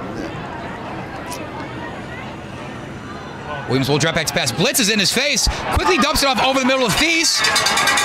And he's brought down, but he reached the line to gain. It's a fresh set of downs for the Friars. That was one of the most intelligent passes in high school we've seen in a long time. He was blitzed. He's almost falling backwards already before that ball goes. He has to have a check down receiver, so you have to know which receiver is your check down on the blitz. And he found it wide open. It was a good gain. Good time to blitz, too. I mean, if you can push Fenwick out of field goal range or for, 2nd and 20 or something, but here, what a great pass with defense in his face. Yeah, Jamin Williams certainly showing maturity as a pass thrower this year. I think a lot of times last year we saw him go to his feet, but how big time of a play is that with that rush in your face, getting it done, getting the first down? Well, and that's it, one of those little big plays, right? Jamin wants to go deep as a target far side. Bit too far out of bounds. Yeah, this is another thing you always wonder. You throw it that direction. What you're really trying to do is you're trying to complete it to the receiver away from the defender. If that carries the ball out of bounds, so be it. But what you don't want to do is throw the ball inbounds in such a way that the defender can get it. So and sometimes that's why quarterbacks just end up throwing it out of bounds. They're not really looking at the boundary. They're looking at what do I got to do so my receiver can catch it without it being stopped. Well said, Bob. Intended target there, Will Tomczak, another one of those dangerous wideouts that Fenwick uses in the spread offense. Keeping on the ground this time, it's Jake Thies. Cut right, went up in the middle, and a nice 8-yard run, quietly setting up Fenwick to maybe do some damage right at the end of the half. Yeah, now you got to get the first down here. There's a minute 10. You only got, one timeout left. So, but I would, think about going to the ground, get the first down. But you only got one timeout here to stop the clock to still score. But then at that point, you can take 3 cracks into the end zone. Or, a sideline pass and kick a field goal. After all, you got one of the best kickers there is. Having Noah Sir is certainly so valuable for this Fenwick team. They may use him here, but 3rd and short. Fenwick taking their time on this one a little bit, and now Battaglia will call timeout for his team. 41 seconds remaining on the first half clock, so maybe get his guys a fresh start here, maybe give them a drink of water, a bit of a rest. What do you do here on 3rd down, Bob? Well, 3rd and short, and it's 41 seconds to go, and you can't complete anything over the middle. The clock stops for the first down. If you get the first down stopped, you might get a play out of that. At that point, though, you got to continue to throw the ball into the end zone. So I think what I'd like to see are those down hitch type plays or a double move, something where the other team thinks you're going to throw it short too, so that you get the first down, the clock stops. But then you fake that and you go downfield, and you can score on one play. So I think that's what I would be doing on offense. I don't think I would run it here, even if you get the first down.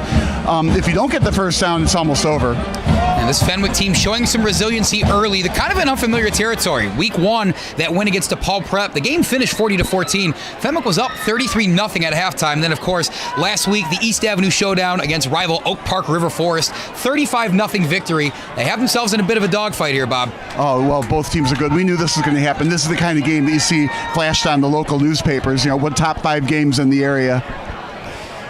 3rd and 2. Williams out wide. Raphael Stewart breaks a tackle. And we'll get to about the 17-yard line. A gain of about 5, but all that matters, it's enough to move the chains. And the clock still stopped. There it goes. Now Fenwick really playing fast. That timeout really reset them. Ball is snapped quick. Jamin Williams all the time in the pocket. Now has to escape, and he's brought down in the backfield for the first time of the evening. That's not going to help. They got about 17 seconds or something to spike the ball. And the problem with that, too, is receivers have to come all the way back from in the end zone. Looks like they're going to get one spike and then one play. They're not even going to spike this, Bob. They're going to line up and kick this ball right then and there. Special teams unit out. Sir's going to kick it. Got it. And Sir is on the money. Bit of a bold decision to not spike it and run your special teams unit out there, Bob. But it pays off with 3 points, and now this is a 2-possession game. I am shocked beyond belief that they were able to get the field goal unit in like that while the clock was running, time running out. I absolutely would have clocked the ball and with no time, right? But what a great play, great kick. And again, this is why he's going to Northwestern. So we got a 22-12 lead, 10 points, 2 scores at halftime, and boy, this is a great game. You said it, Bob. Yeah, we're going to have a lot more action coming up soon here on Sports Broadcast Solutions. Stick with us, folks.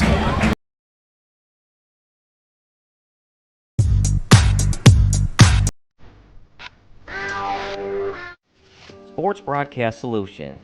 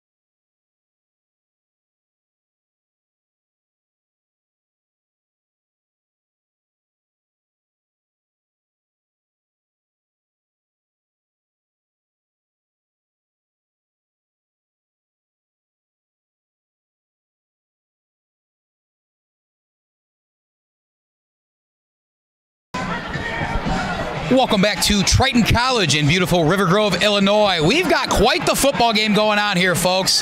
Fenwick leads Joliet Catholic 22-12 in what was a just back and forth, pinball, whatever you want to call it first half, Bob. It's been a whole lot of action so far. Yeah, yet at the same time, I still feel like this game could go either way. You know, you want to say it's a safe 10-point lead, but, you know, 22-12 is not a safe lead, right? It's just one score, you know, then you get the ball back, you score again. This can go either way. This is one of those games that, you know, if you're watching it on television or something, you tune in and you're like, you know, I'd like to see a Joliet Catholic comeback. I mean, we don't want to see it, but I can see how somebody would want to see that happen, right?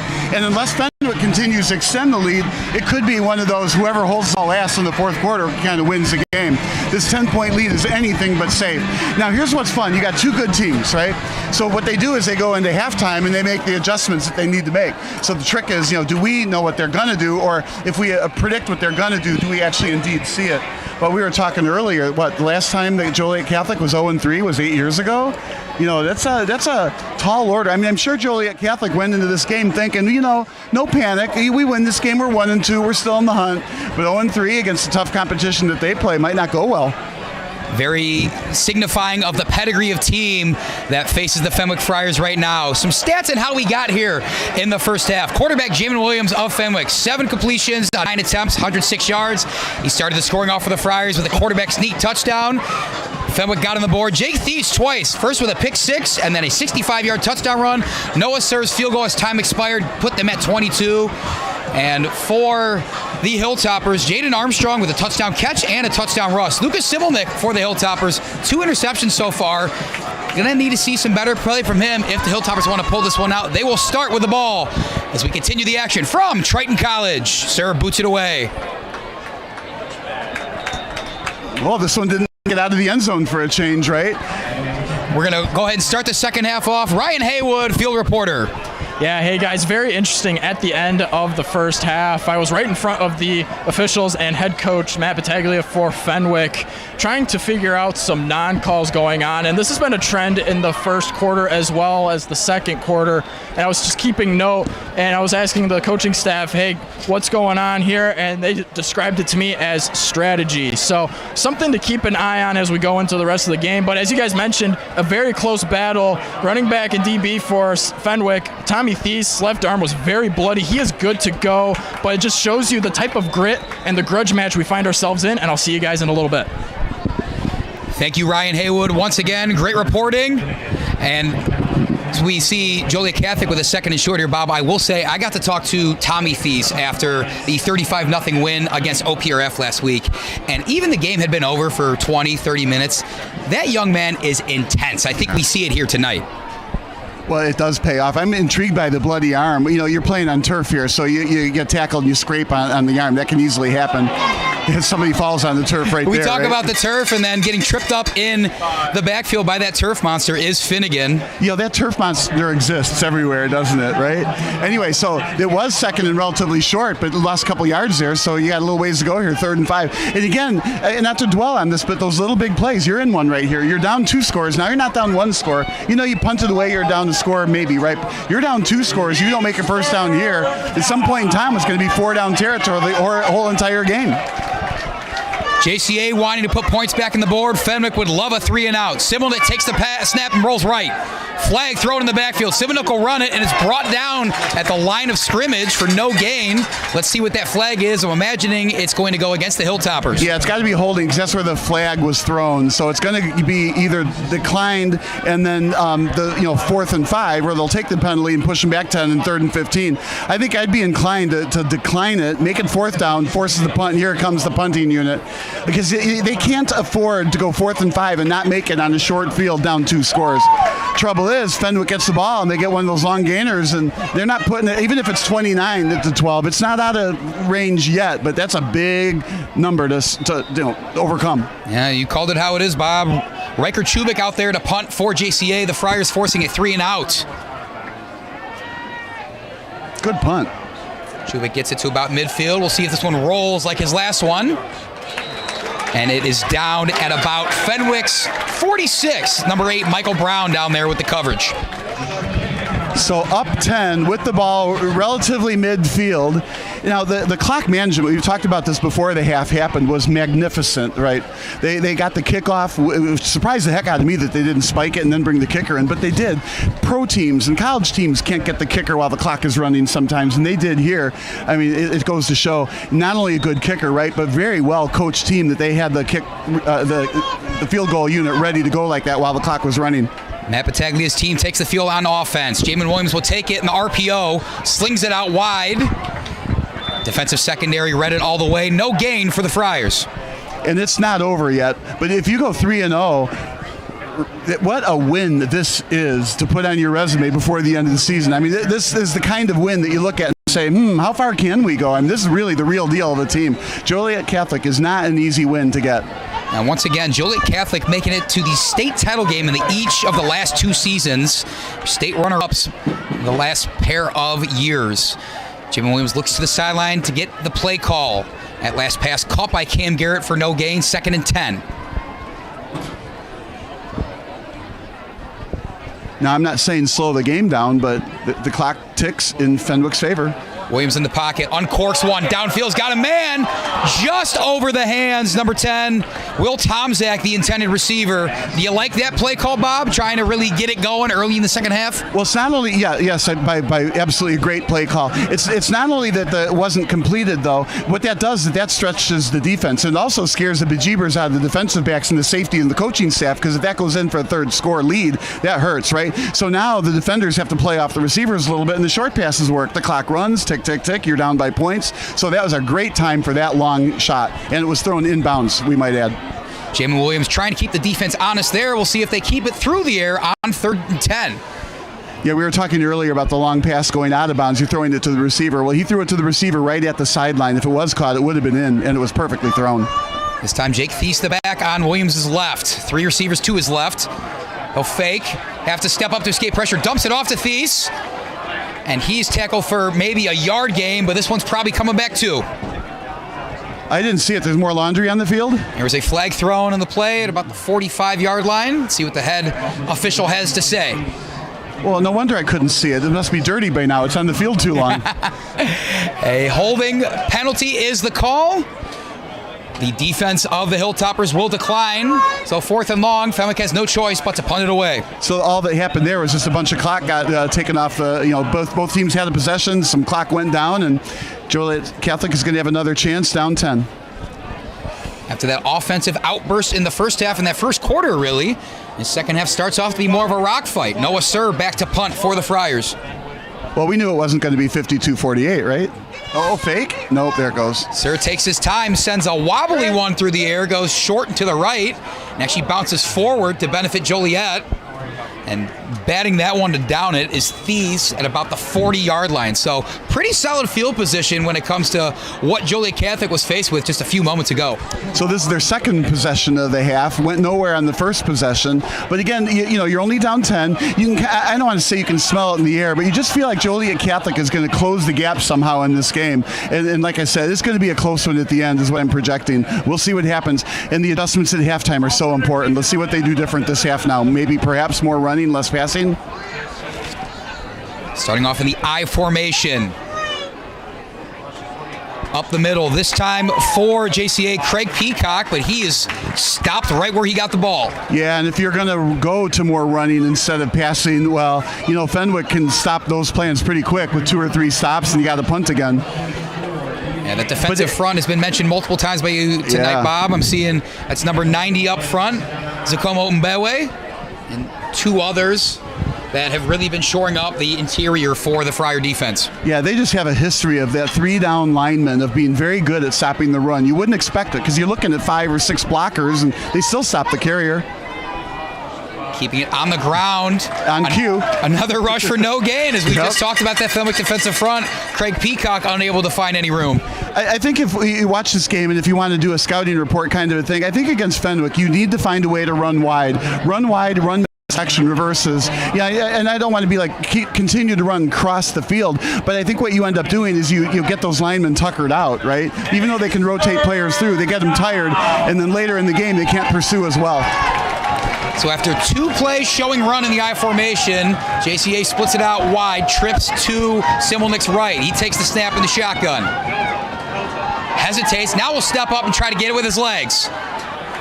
He's met 2 yards short of the line of gain and pushed back. This Fenwick secondary is fierce, Bob. Yeah, I do think, though, he had some room to run on the right if he had continued to run. Now, maybe he's not quite as fast as, let's say, Williams or something, right? But I felt like if he kept going, don't cut back. Now, he has stopped short. It looks like the punting unit is coming on. I'm not so sure. On 4th and 2, down 10, they might think this is the time to go for it. I don't think I would. I think I'd punt it away to keep, there's a lot of game to go. You don't have to pull the goalie at this point in time. Let's see what they do. Simmelnick will run the play in. We said it was decision time. Yeah, it's a big one. 4th down has not been kind to the Hilltoppers tonight, but now 2 yards separate them from extending this drive. They're packing in the line. Run right. Simmelnick, hands off. Joliet will not get the first down. Fenwick takes over on downs. That was absolutely a huge play. I felt like if they ran up the middle or to the left, they're going nowhere. They had an advantage on the right side overload with the blockers. If you're going to take that play, you needed to go to the right. And that's something that the coaches need to see up in the press box. Now, the question is, once they saw that that play call and that defense, that would have been a good time to call timeout. Anthony Finnegan, the back for the Hilltoppers, had kind of a tough night so far. That could have been a big run to really change the pace of this one. But right now, Fenwick gets the ball back, big defensive stop, and they're up 10.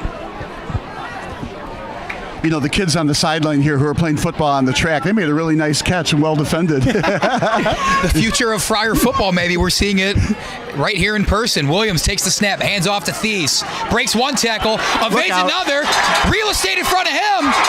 Is Tommy Thies going to take it? Cut down at the 10-yard line. Great way to shed that block by the defensive back there. But point stands, Bob. It's 1st and 10 once again for these Friars. Yeah, Akai Nathaniel was tied up and he was blocked, but he shed the block. And it's a good thing that Fenwick didn't hold that block, because then it would have been holding. You go back 15 yards. He made an excellent tackle, but 1st and 10, 1st and 8. I mean, this is trouble for Joliet Catholic.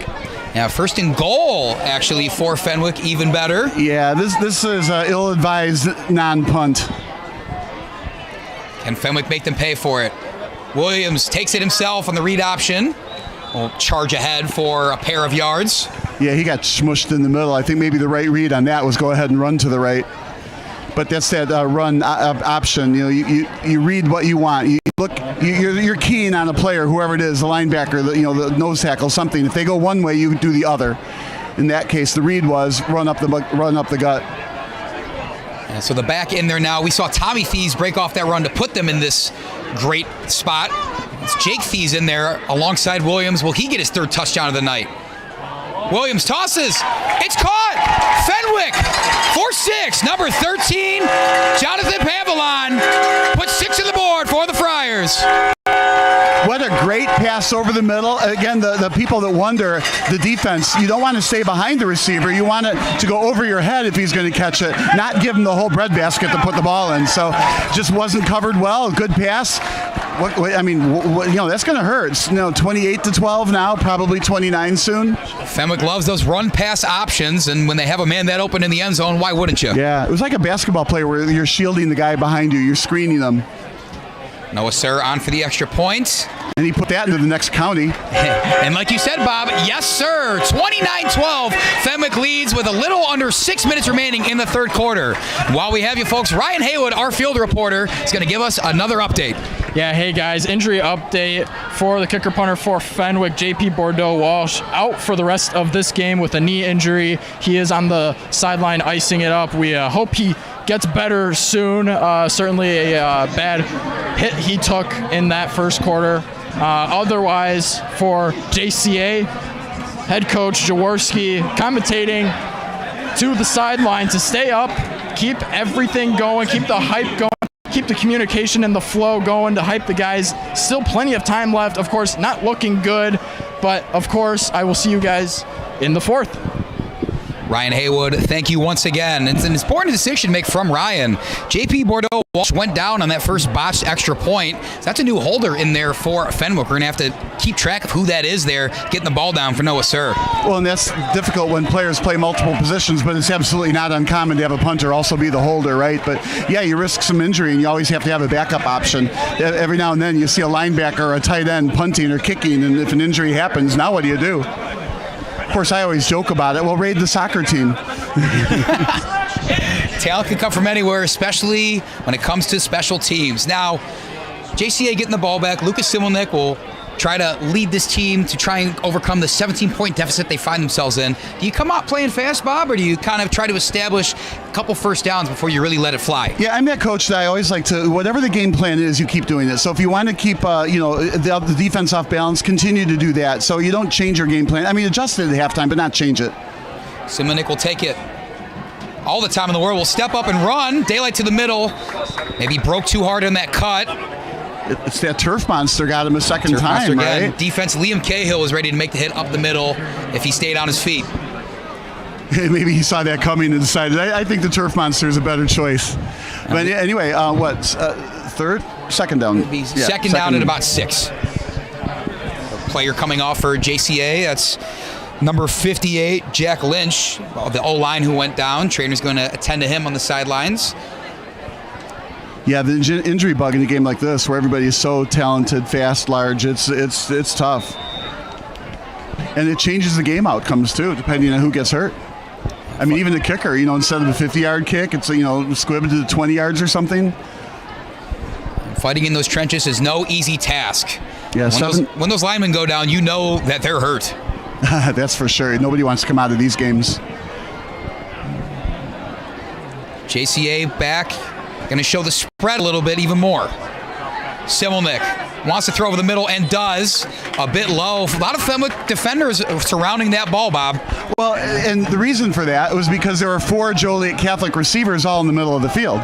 So I feel like the offense, if they used to run a lot, right, and now they pass a lot, I feel like the offensive coordinator should send the receivers to different locations. Now, a short, deep, and a medium receiver on the same side of the field or up the middle, maybe that's okay, right? But I felt like 2 came from the right and 2 came from the left. They converged in the middle. I don't think you can pick out the open player to throw it to as easily. I'd like to see somebody go sideline or deep, take a safety out of the play, something. On their own side of the field, Joliet 3rd and 6. Simelnick's got to escape the pressure. Has time. Sidearm throw is caught over the middle. What a play there, and getting some yards after the catch.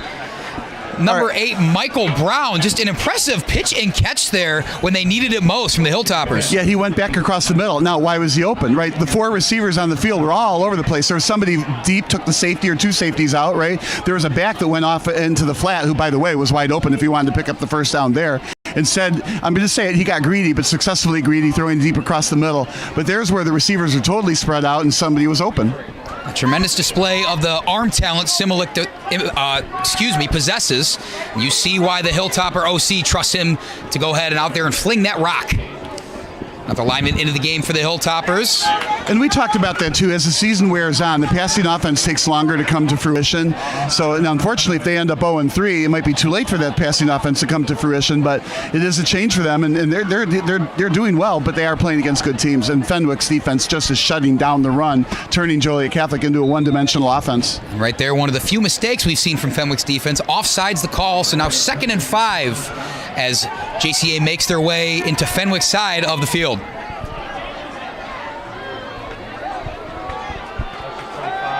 Up ahead, Finnegan couldn't get through the interior, tried to bounce it out. The Friars were there to meet him. That defensive line is just tremendous. So you're down 17. We were talking about it earlier. How do you get back in the game, right? Well, you kind of got to stay with what you know to do, right? One play at a time, move the chains, get a score. And then you get the football back, you got to stop the other team or get a punt or, interception, fumble, something. But it's a long road back to get to the 17 points. Yeah, I misspoke. That was 1st and 5 there. So now 2nd and 4 after the 1-yard gain from Finnegan. Well, we know what you meant. He'll get the ball again. Left side carry. Gets about another yard. They're really trying to chip away at this Friar defense. But even in the short yardage situation, it's not coming up with anything big. the play action pass would be something you would think would be in play here. 3rd and short, they're on the other side of midfield, so it's 2-down territory. But if you can do a play action, hold the linebackers and throw over them, send 3 receivers deep, left, right, and down the middle, and pick the one you like, that might be a good play call here. The long side of the field is where you want it, to the right. So things are looking good on this 3rd down play. Let's see what they do. Once again, the crowd here at Triton College on their feet. Fake pitch to the left. Simmelnick feeling pressure, finds a man over the middle. Thrown to his backside, incomplete. 4th down coming up for the Hilltoppers. Big stop from Fenwick. That was an excellent play call. Deep down the middle, was open. I think the receiver stopped or didn't. What really happened? He didn't pick up the ball. That's why it didn't look like he knew where it was. So maybe he needed to hold on to the ball a little bit longer. The receiver had to look back sooner. He was covered, but one-on-one, so it was a winnable catch. Now you're back to you need 3 yards. I'd run a similar kind of a pass. Go deep with a couple, 2 or 3 receivers. Have somebody cut across the middle. Let's see what they do. You can also run for it, and I mean quarterback run. Fenwick's head coach Matt Battaglia firing up the crowd himself on the sidelines. 4th down, 3 yards to go. Simonic rolls right, looking, finds a man in the end zone. Touchdown, Joliet Catholic. The 4th down play call, the gamble pays off. Michael Brown was there, beat his man deep, and now this is a much different ball game than it was even 30 seconds ago. A play like that will drive defensive coordinators absolutely nuts. You're like, if you get the 3 yards, that's fine, but you go deep like that and you score a touchdown, we cannot have that. I think Lovie Smith is turning over in his grave on that. He was the cover 2 defense, right? He kept everything in front and went for turnovers. Did not like passes behind the safeties. What a great play. Pitch and catch, wide open. Vinny DeNovo on to tack on the extra point, which has been troublesome for both teams tonight. A big one here to make it a 10-point game. And DeNovo punches it through easily. So now it's a 10-point game. And going back to that pass, Bob, I'm not really sure what was more impressive. I think just the throw from Simmelnick or the speed from Brown to get in that space in the end zone. Well, in 2 plays in a row, they went downfield deep. So, there's a concern there if you're Fenwick. You're like, okay, it's only a 10-point game. We did not defend either pass very well downfield. What we got to do to win this game is let the plays unfold in front of you. Don't let anything big happen. You have an offense that's proven you can move the ball and use the clock. I mean, even though we're not in the 4th quarter, you would think, well, clock's not really a factor. It actually is. It's a 2-score game, and when you get the ball, you're going to eat up 3 or 4 or 5 minutes at least also. So you just don't want to give up the big plays. If Joliet Catholic's going to come back and win the game, they're going to have to win it with short stuff. And they've got a terrific defensive line, so they're not going to run for very far. They're going to have to find a way to wear and tear down this Fenwick defense. A big play like that will do it, and I think that was one of the bigger momentum-shifting plays of the game. I felt like you could hear a pin drop on this Fenwick side after that big-time play. Yeah, huge, from 17 points to 10 points in a flash, right? But the problem is, can Fenwick still stop those going forward? DeNovo boots it away. Will be taken by Fenwick on the far side. All right, so if Joliet Catholic is ever going to be fired up for a stop, it's right now. If they get the ball back and do another one of those passes, they could be within 1 score before the 4th quarter happens. The Hilltopper crowd on that far side of the field, small but mighty. They've made themselves heard as much as they can. And right now, on the Fenwick sideline, Matt Battaglia taking an extra long time to go ahead and talk to his guys before sending them out there. I think he knows how important this possession is, despite the fact they're up 2 possessions. Right, and what they have to do, too, is not try to get anything big themselves. Just move the chains, eat some clock, slowly move the ball down the field. Of course, they want to score, but time management in football is almost as important as the score itself. Williams on 1st and 10. RPO once again, this time Raphael Stewart out in the wide side. It was that same play, just the other side, right? They ran that twice in the first half to Cam Garrett. This time Stewart picking up about 7 yards, 2nd and short to go. It's that run-pass option. They fake the run up the middle, then the quarterback can decide to run wide, right? Or that screen is open. Referee's marking him shorter. Looks like he got pushed out closer to the 27-yard line, 28-yard line. So it'll be 2nd and 7 for Fenwick, this time handing off to Jake Thies. He finds some room. Keeps fighting for yards, but the secondary pushes him back. He might be right at the line to gain. Let's see where the referees give him. Yeah, I think they'll give it to him. We'll see what they do, right? But that's what they need to do. Move the chains, clock runs. They keep the ball, 1st down again. So far the chains are not moving. There they go. So that was a successful set of downs right there. They moved the chains, got 10 yards, clock went by. If you're Matt Battaglia, have to be pleased with what the offense is doing right now. Potentially looking downfield as once again in the spread. You know, we talk about the Fenwick Fast motto. Have they truly embodied that tonight, you feel, Bob? Oh, absolutely. I was about to compliment them on that prior play, and then the play unfolded. But we'll come back to that in a second. Damon Williams throws an interception far side of the field. It's number 20, Cohen Lyons. Back over the middle of the field. He's cut down. A flag is thrown on the return. So the return will come back, whatever it's going to be, 10 or 15 yards, but still it was a turnover. But what I like, undaunted, even though Fenwick just got scored on, they were only up by 10, they were still running their fast-paced offense. So they're staying with the game plan. They're not trying like a basketball team at the end of the game to run the 24-second clock out. They're still taking their natural plays. So it's a well-coached team, this Fenwick thing is. But that being intercepted, we were talking about that. A punt, quick punt, an interception, they get the ball back, they score before the fourth quarter. We're going to have a game here. And I would go deep like 3 or 4 times if you could here.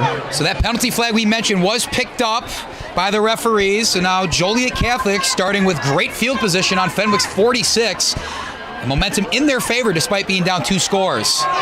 Finnegan will get it right side. Breaks a tackle. Breaks another. Daylight ahead of him. Can he win the foot race? Anthony Finnegan is brought down at the 1-yard line, and Finnegan's had a couple short gains today, and there he goes on his first home run play of the night. That's the thing. That's the first long gainer on the ground that we've seen all day.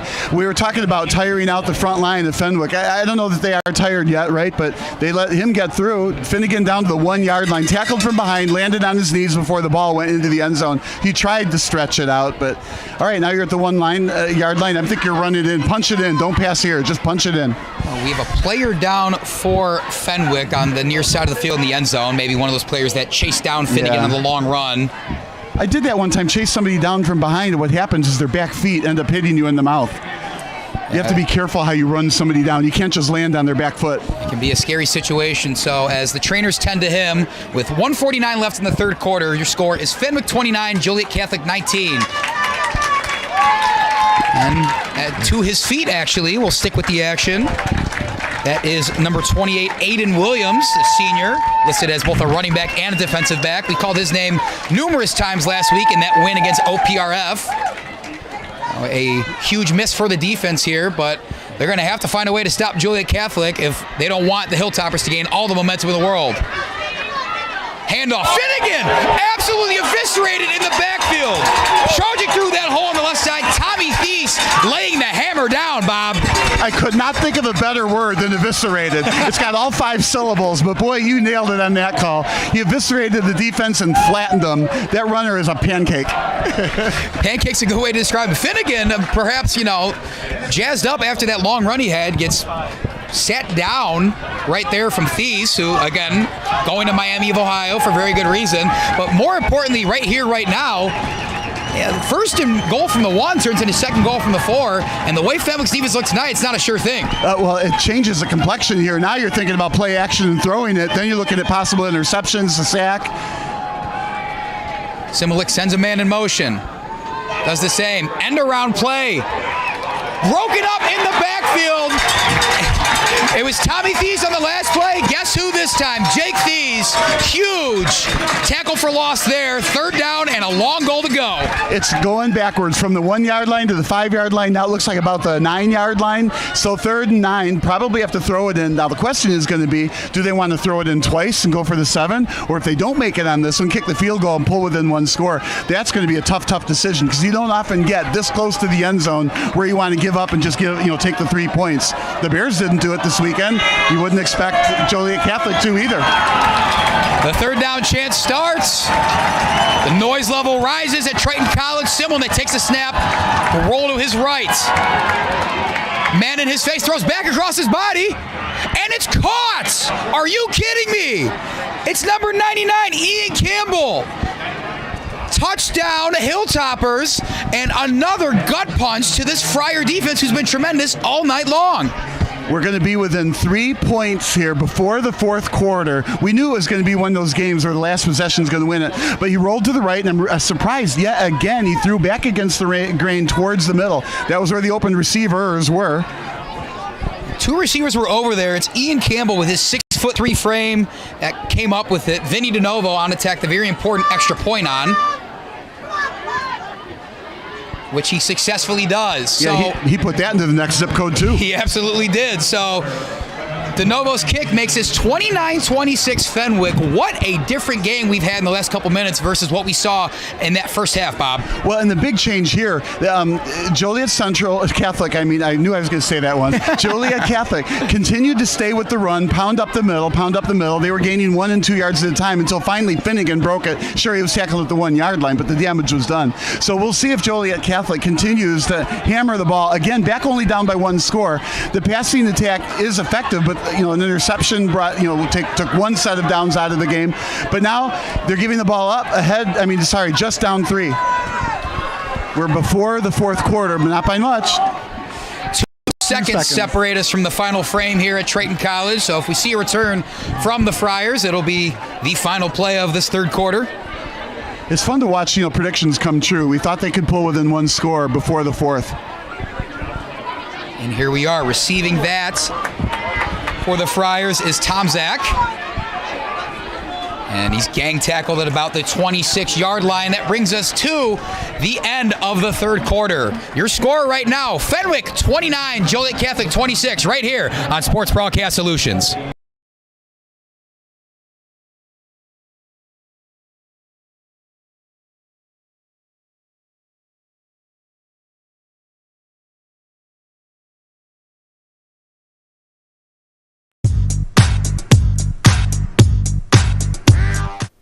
Sports Broadcast Solutions is a broadcasting network for everyone.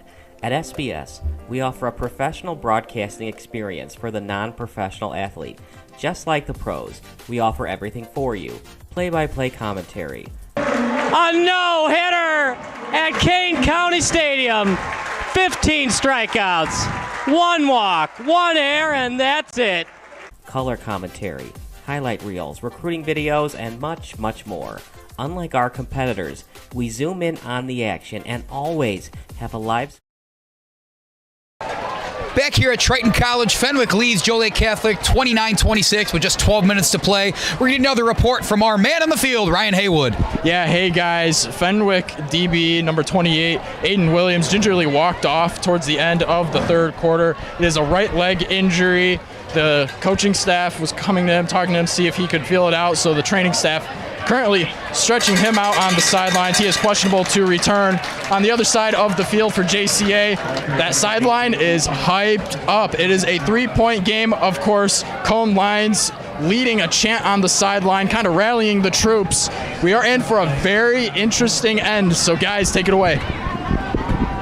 Thanks again, Ryan. I think, Bob, Ryan said it best. If we're talking momentum. We talked about momentum shifts, what could happen. I think all the momentum in the world is actually in the trailing team right now in the Hilltoppers. Couldn't agree more. But what I did like on that prior run, there was a lot of push to get the yards needed. So right now, Fenwick understands the situation and is definitely hitting as hard as they need to do. Now, another one of those big plays, 3 yards short of the first down. They don't make it. They got to give the ball away to Joliet Catholic for the first time for a chance to take the lead in a long time.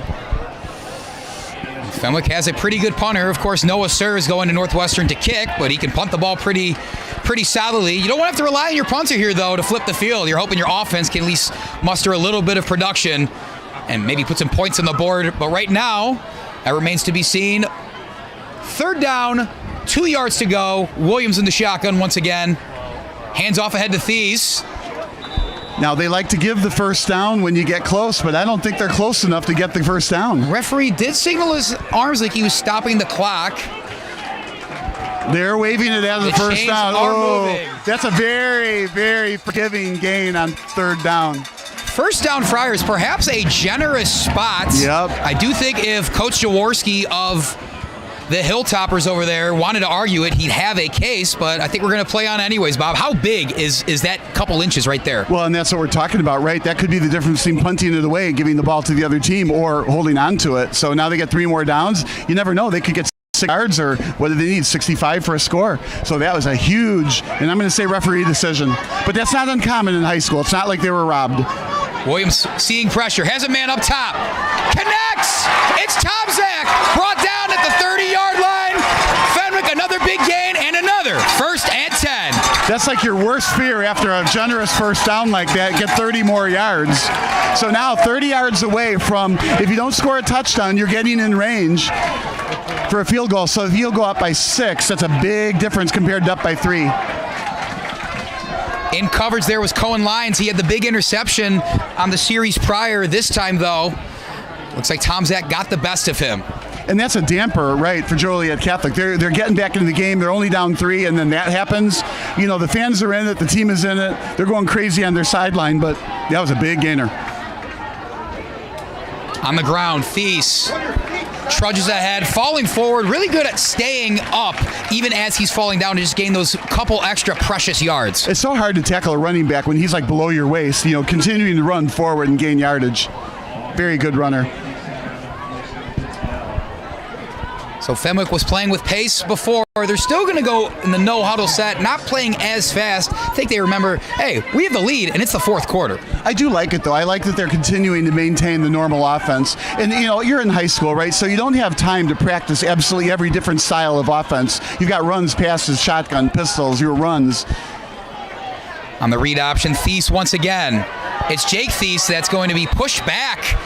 A gaggle of defenders from the Hilltoppers getting in on their first. Steve Martin, the senior D-back. You're good with the thesaurus. I love the gaggle of defenders. That's what it was. I'm a little edumacated, as they say. Yeah, right. No, my dad's listening. I'm sure he'll like that one. So third down, I think you're in 4-down territory. I do not think that they'll kick from here. Even though Sir can make it, I just don't think that's what they'll do. Maybe hoping to just pick up a couple yards to potentially get Noah Sir's leg in play for 3 points on the board. But that'll be a tough call. If you get the 5 yards, you're 2 yards short on fourth down. Quick pass to the right. Tom Zach gets it. He gets those couple yards and then some. It's not enough for the first down, but a gain of about 5 does make this decision a little more compelling for Matt Battaglia. And it is a decision. We've had several decisions from both coaches this game. I don't know that I wanted to make the call, you know? So here's one, kick it or not. Looks like they're staying with the offense on the field. They don't see a kicker or a placeholder. Offense is not going anywhere. Remember, Fenwick's gotten these Hilltoppers to jump on defense before with a hard count. We'll see if they do that here. They have plenty of time on the play clock. They do just that. We'll now look to the sideline for a play call. Wondering if there's any play here or they don't plan to run one at all.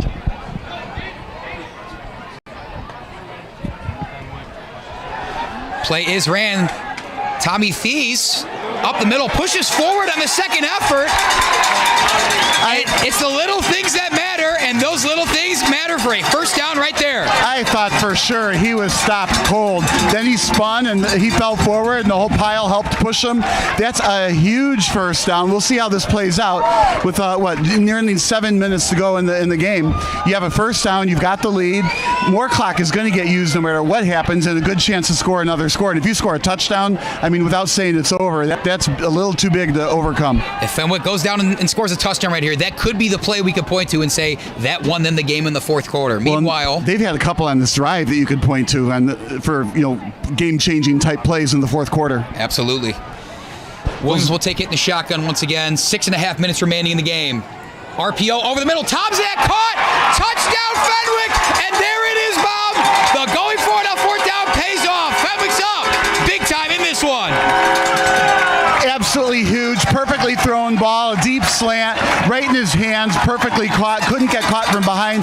But you go back to the generous spot in that fourth down play, the second effort that got the first down. We were saying earlier, Fenwick understood the assignment, and they came through. So many different athletes on Fenwick, especially in this offense that Javen Williams has to help this offense create. Both the Thies brothers, Cam Garrett's been all over the place, Tom Zach with a touchdown there. Of course, Noah Sir tacking on the extra point. Very important to make this a 10-point lead for the Friars. I think it's not only impressive their output, but how many different guys are getting their name in the stat sheet. Well, and exactly. I mean, so many things that Fenwick has done well in this game. And that's the thing, though. You can't win with just one person or just one quarterback or one receiver. It takes a team. But the line is putting the effort into it. The coaches are making the right calls. Fenwick is a team that looks like they're not afraid of the moment either. This is a very, very tough game, a big win if they get it, right? So you're thinking, watching this game, that Fenwick can go deep into the playoffs here. Starting 3-0 certainly sounds like the right idea for the Friars.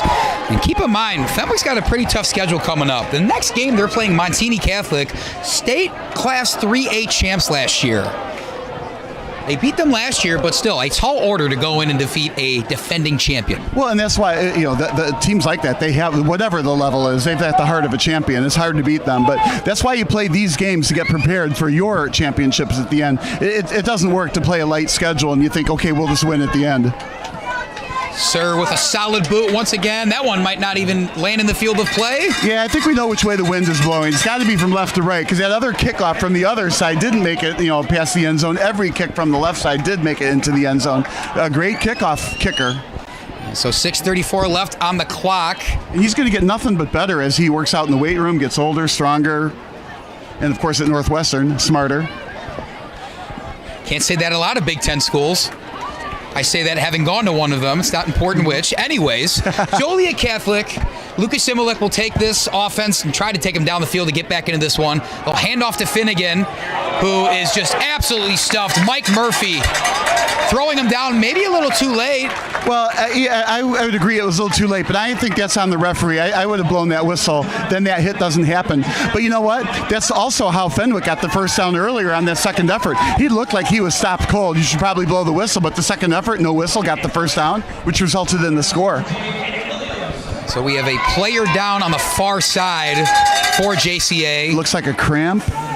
And if that could be a big blow to them, Bob. That's Jaden Armstrong, one of their better athletes, scored the first 2 touchdowns of the night for the Hilltoppers. Let's see if we can get him stretched out and back on the field of play because he sure is a lot of fun to watch. Yeah, it would be great if he can get back on there. But, yeah, you're right. 2 touchdowns, taking him off the field. Sometimes, though, if you do take him off the field, strange things happen. Like you have to open up your offense to other players. They might be ready for the moment. So, it's hard to say that, seeing him on the ground. But he's probably going to have to go off for a little while. And, it's hard to tell from here what it is. But the way that they're working on him, it looks like a cramp to me. Yeah, we'll stick with the action here. It's important that you brought up the fact that there are other weapons that maybe could get some more usage if Armstrong is out. We saw on that last play, the play that put them within 3 points, of course, was Similek's pass downfield on the near side to Michael Brown. He's had a big night already. The senior, 5'11", 175 pounds. What's not to like about all the weapons that Similek has to work with? Well, and that's what makes him good. If he only had one weapon to throw to, then he can get shut down, and he's not as good. So you've got to be able to move the ball around to different receivers, and then you have to have a running attack so that the defense has to stay up while you're throwing over their heads.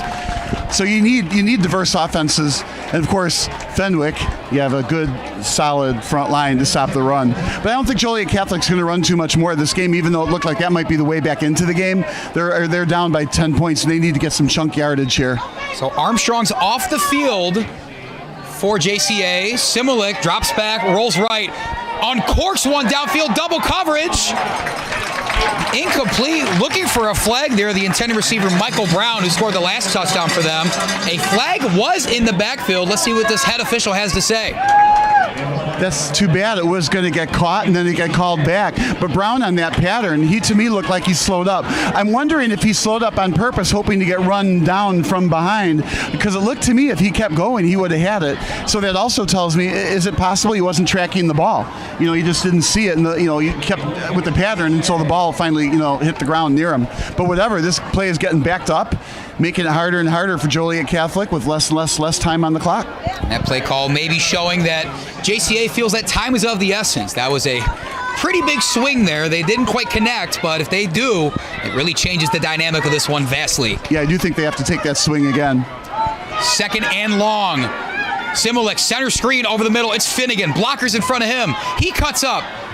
Couldn't break that last tackle, but a huge chunk of yards gained there brings from 2nd and 20 to now 3rd and about 2. What a great play call, though. And then, boy, did he have blocking in front of you. Like you said, it was a center screen pass. 3 linemen in front of him. And, of course, he got, 18 yards on that gain. Now the clock is ticking, 5.5 minutes to go, and you're still down those 2 scores. But now at least it's 4 down territory, and they're only a couple yards away from it. They could pick this up on the ground because the clock will stop on the first down. But I think they're going to see the ball in the air the rest of the way for the most part. Fenwick only rushes 3. Over the middle, Similek connects. And catching that ball right where he sat down. It's number 6, Dylan Travis. I believe that's his first catch of the game, but it's important to 1 first down, Hilltoppers. It looked to me like Declan Wagner is wide open on the deep left side, and it looks also like Fenwick is covering those deep wide receivers. I'm sorry, man-to-man, single coverage, no safety over the top. Fenwick still only rushing 3, maybe wanting to just prevent the home run play here from Joliet. Simulek has time, will unleash this one. Up top, through the hands. Craig Peacock ran a good route, had a step on the defender, but couldn't come up with it. Yeah, I feel like that was a catchable ball. He was behind the defense on that. Again, slowed up to bump the defender off the play, but the ball then got to him too quickly. I just felt like if he kept running, it was right in his hands. The defender wasn't going to get it. It's easy to say from up here. We got a great view of that. Odin Furjak on the pass coverage for the Fenwick Friars. Got another report from our man down in the field, Ryan Haywood. Yeah, hey guys, senior wide receiver Jaden Armstrong for Joliet Catholic has a right leg injury. You might have saw him go off the field. He was wincing in pain. He is questionable to return. Thank you, Ryan. Intercepted! It's Mike Murphy! If there's ever a nail in the coffin, that was it right there. An interception over the middle. Now Fenwick has the ball with only 4.5 minutes to go. It's going to be a long time before Joliet Catholic gets the ball back. If they even get the ball back, they could eat the clock down to 0 here. It's tough for Joliet Catholic. What a great interception. So Lucas Simulek, we've seen the arm talent tonight, but I think this Fenwick defense maybe has him seeing goes. That's his 3rd interception of the night for what has otherwise been a tremendous performance from him when he's connected on those throws. However, now Jamin Williams is winning the quarterback duel and will command his offense up 10, 4.5 minutes to go. Things sure look up for the Friars. 2 receivers out there, but I got to believe they're going to keep this on the ground, or at least a rollout where you don't throw it. You cannot risk getting an interception here. They're lining the receivers in tight. They do hand off. That's Jake Thies, who gets touched in the backfield, but somehow gets back to the line of scrimmage. See, what I do here is, okay, every play is roughly 30, maybe 45 seconds. They got 4 runs here. They can eat the clock all the way down to about 2 minutes, even if Joliet Catholic, it does get the ball back. So I would keep it on the ground if I can. I don't think you need to throw for a first down here. We'll see what they do. And, of course, Williams is a terrific runner, so if he rolls out, that's going to be tough to stop. Joliet Catholic has to be hurting now after that interception. They do have all 3 timeouts at their disposal if they choose to use it. Fenwick's going to let that clock keep tipping as we pass the 4-minute mark. Yeah, this is the first time we've seen a slowdown from Fenwick in this game. They did not choose to eat clock earlier. Fenwick fast, maybe not right now, as they just want to make sure that they come out with a W in what could be such a big game in the rankings. Williams keeps on the ground up ahead, and he'll be brought down for about a gain of 1. Yeah, first down would be absolutely deadly here.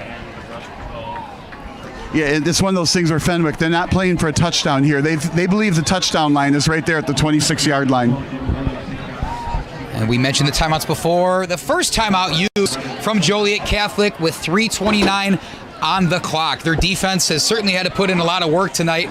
I don't necessarily think it's been a bad effort for them. I just think I am surprised about how athletic Fenwick has, just their weapons and their repertoire, Bob. Yeah, they are proving to be an absolutely outstanding team, and not just one-dimensional. They've got the offense and defense. It's not like, okay, we're a defense. The character of our team is strong defense or strong front line or something. They got interceptions. The Thies brothers have been absolutely terrific. Williams is a good quarterback. Absolutely excellent coaching staff. So, I mean, Fenwick, they look like a very good team to go deep in the playoffs at the end of the year. Head coach Matt Battaglia, we spoke to him, said the biggest thing that stands out about his group of players out there is their shared experience and their consistency. They came out and played a physical brand of football their first 2 weeks, and that's something they want to play all year. I think they've done just that tonight, Bob. I don't think you disagree either. No, and it's such a well-coached group. He's earning these wins. So 70 yards away with 3:29 to go. I'm sorry, 30 yards away. And like you said, maybe all they need is that first down marker, and then this one, we can wrap up and put a bow on it. 3rd and a long 6, though. Williams low snap. RPO is just going to have to take it. Kind of a busted play there and falls down at the line of scrimmage. Smart move. It's 4th down. The clock will get time out here, right? So the clock will stop. So if they don't make a first down, Joliet Catholic will have about 3 minutes to go, and I was getting ahead of myself, getting the ball at the 30-yard line, 70 yards away. I kind of forgot that there had to be a couple play calls before they got to that point. Yeah. A lot more intrigue in this one. Of course, flipping the script, Joliet Catholic still got a chance in this one now that they forced 4th down for Fenwick. But an 0-3 start, haven't seen that in nearly a decade for the Hilltoppers, and their schedule does not get much easier, Bob. At Marist, they'll play Nazareth Academy, who they've lost to in the state title game the last 2 years, at home, and then will stay at home to play Niles Notre Dame, who's another top team in the state. Well, and I think this passing attack will clear up. I mean, 3 interceptions today. Fenwick did an outstanding job spying the quarterback, keeping the eyes on the quarterback, and then figuring out where he was going to throw it and then jump the routes. I think a lot of that will get cleaned up as they play the better teams going forward. So I don't think you're going to see Joliet Catholic continue to lose even against these strong teams. It's just, learning experience. That's why you play the games. But the question is, how many can you lose and still make the state playoffs? Hopefully a question that Joliet Catholic won't have to think about yet if they want a chance in coming back in this one. So 4th down, Matt Pataglia keeps his offense out there. We'll see for how long, if there's a play involved or not. Don't necessarily think it's a bad idea. A field goal from this range, if you miss it, gives pretty solid field position back to the Hilltoppers. Yeah, I wouldn't do it. I would go for it here, and wherever the ball is, it is. Williams throws it with pressure in his face. He's got Tomzak. He's open again. Will Tomzak gives the Friars the dagger. It's all Fenwick's tonight, Bob. That's the very definition of what a dagger is, right? This game is over. That's it, right? What a great play call on 4th down to go over the top behind the defense. Everybody expected to run. Like I said, where the ball it is. Well, in this case, it is in the end zone. The beauty of misdirection and fooling your opponent generates so much offense at all levels of the game. And I think what you just said there, they were expecting run, come up pass, just to really finish this one off.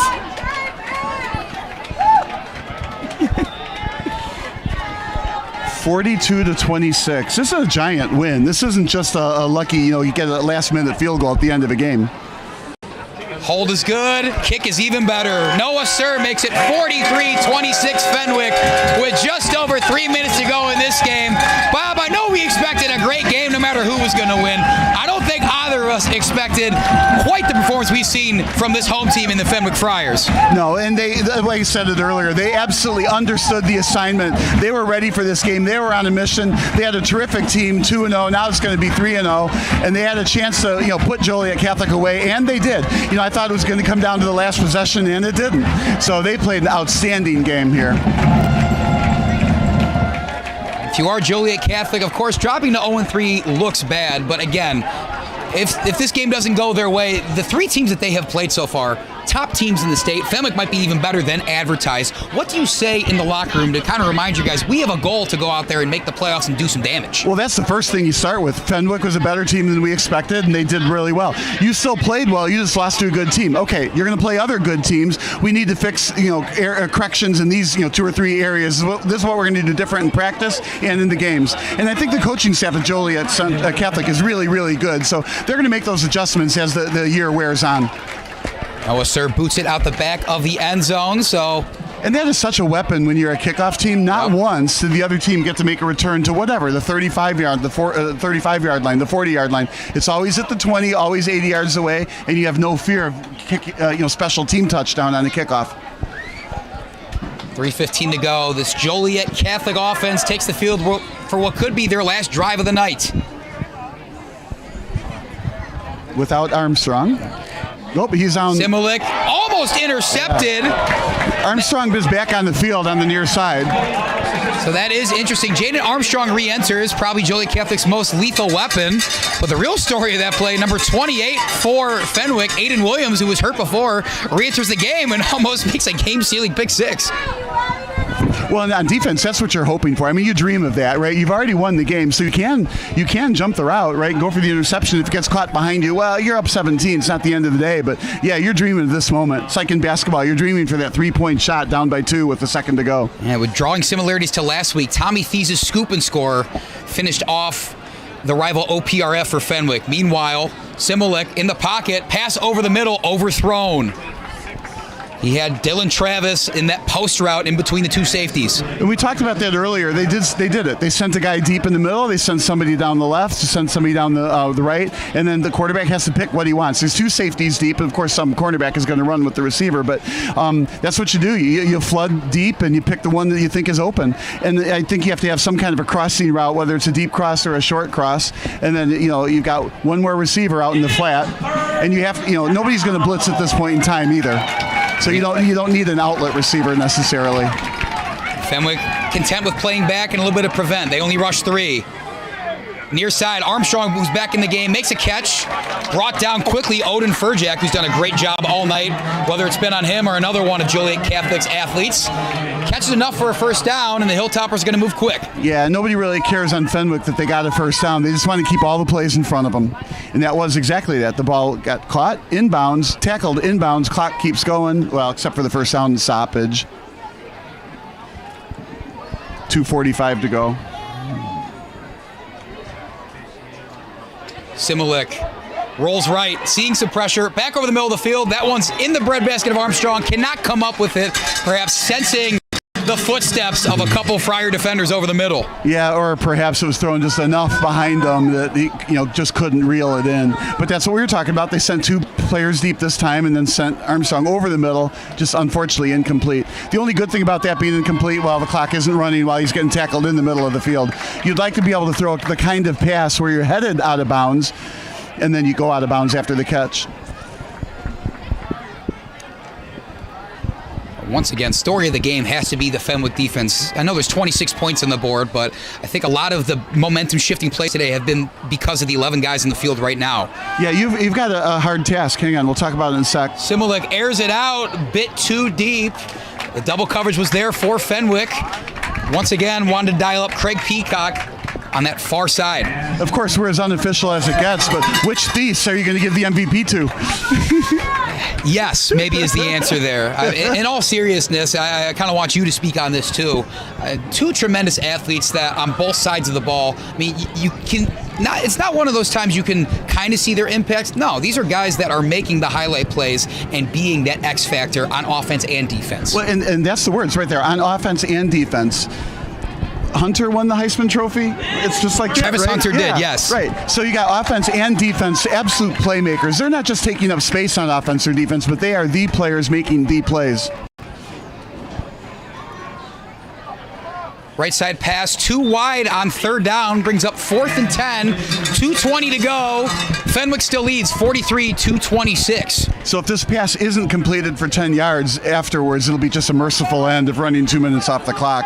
But Joliet Catholic, they did play a good game, but Fenwick is just too much today. And a lot to build on. Stay healthy, though. Staying healthy is of importance. There's a couple banged up guys on both sides that we're hopefully wishing the best for. 2:20 to go. Focus now goes to the 30-yard line, and this JCA offense. Similik, shotgun. Left side, gets Armstrong the comeback route. Incomplete. No flags in the field. Turnover on downs. And I think the Fenwick fans are feeling it, Bob. Oh, I think they were feeling it when we thought that dagger went in, right? But what a great game. And, of course, you look at the fans here. Well, the stands aren't as full as they were. But, oh, my God, it was like, we're at a decent-sized stadium here, Triton. And the whole side, this side, was filled up. Even the Joliet Catholic side wasn't as full. But what a well-supported team here at the stadium. So with 2:15, Fenwick's offense will take the field for most likely its last time. Jamin Williams wearing number 12. What a night he's had, whether it's been throwing the ball, creating opportunities with his feet, and everything in between. Well, and usually you give the MVP to the quarterback. And this quarterback, Williams had a great night. He's absolutely dangerous on his feet as well as with his arm. But, man, those Thies brothers just stole the show. Rocco Nero took it up ahead and then was sent to his feet. Good sportsmanship there. That's Ian Campbell, number 99. We spoke about him. He caught a touchdown pass earlier, but maybe his biggest achievement, he's committed to continue his football career at the Naval Academy. That's an amazing feeling when you're a good high school athlete, you're wanted at the college level and you get a commitment there. And, of course, sometimes it works out great at that next level, probably will for him. But sometimes you end up on that college team and you find out, even though you're a star in high school. So I fully expect him to have a fantastic 4-year career there. Ian Campbell's been very complimentary of his team. He knows he's one of the larger forces out there. And his quote, I'm going to bring that grit every single day. I think we saw a lot of fight out of Campbell tonight. A lot of fight from Joliet Catholic. Like you said, Bob, Fenwick might have just been too much. Well, and here we got, instead of the brotherly shove, we simply have the victory formation. Couple times the game will be over, and what a well-played game. One more quarterback kneel from Jamin Williams will do it as time ticks away from Triton College here in beautiful River Grove. Not only just the game, but what a night of football weather, Bob. Well, that's why they call it Friday Night Lights, right? This is absolutely wonderful. Now, it's not yet cold. You know, add 4 to 8 weeks from now, and you get some chilly weather. We're in an outdoor booth up here. Well, it's well covered, though. But absolutely perfect football weather. And we were treated to do just a fantastic game. One last snap will do it. And that's it. These Friday Night Lights looking like Friar Night Lights here at Triton College. Time will tick away here. And what a game from both teams. But Fenwick, 3-0 on the season, looking to be one of their better seasons on record in school history. They're going to take this one by a score of 43-26. Friar Night Lights. I love it. That should be their new slogan. Fenwick fans, if you're listening to this and you did not hate that, please let me know. In all seriousness, thanks for tuning in. Your final score from Triton College, once again, Fenwick 43, Joliet Catholic 26. Stick with us, folks. We're going to have a post-game interview with our player of the game coming up right after this on Sports Broadcast Solutions.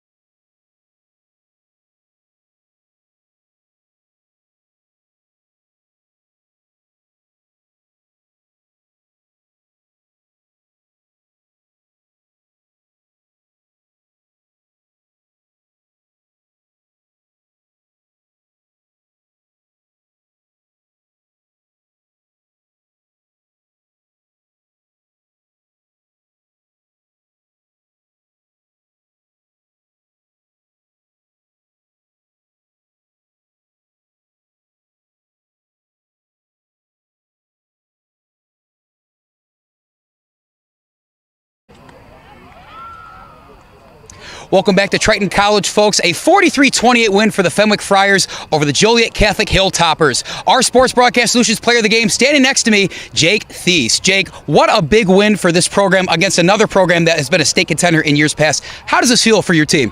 It feels really good. Our head coach has never won week 3 at Fenwick, so we had a little extra fire in us this week, and we just went out there and did it for him. So, yeah. A great win, of course, and you have a lot to do in it. You started off some of the scoring for your team, a pick 6 early on. What did you see there, and I guess how did that feel, of course, leading that off with such a big play? Yeah, it felt really good, but, I mean, those plays don't happen without everyone else in the defense, so, I mean, those guys all need credit, too. They're just helping me, and then when I make the play, it's because everyone's doing their job, so all credit goes to my teammates. You and your brother Tommy are two-way forces on this team, and you showed it today about a 60-yard run there in the second quarter to once again open this game up. What allows you to get those lanes and get so wide open with so much real estate in front of you? The O-line did a really good job on that play. I mean, it was wide open. Our receiver, Jimmy Watts, blocking his guy 40 yards downfield. I mean, that's stuff that turns a 20-yard gain into a touchdown. So, I mean, like when you push that hard and when your receivers block like O linemen, I mean, big plays they just come. And you talked about head coach Matt Battaglia already. You know, he's been at Fenwick for a while, really building this program up. What sort of things does he say in the locker room as these games are going on to keep you guys focused out there? Definitely just stay locked in. I mean, we have a lead. Doesn't matter. We got to come out, play every snap the same way. And I mean, we let up a little bit towards the end, but then we came back and just executed, and that's what we got to do. Jake, of course, great game. Congratulations. We're going to see you next time, hopefully. Keep doing big things. Thank you. That's going to do it for us tonight at Triton College. My name's Andy Diedrich. For our entire crew here at Triton College, we're going to say so long. We'll see you next time.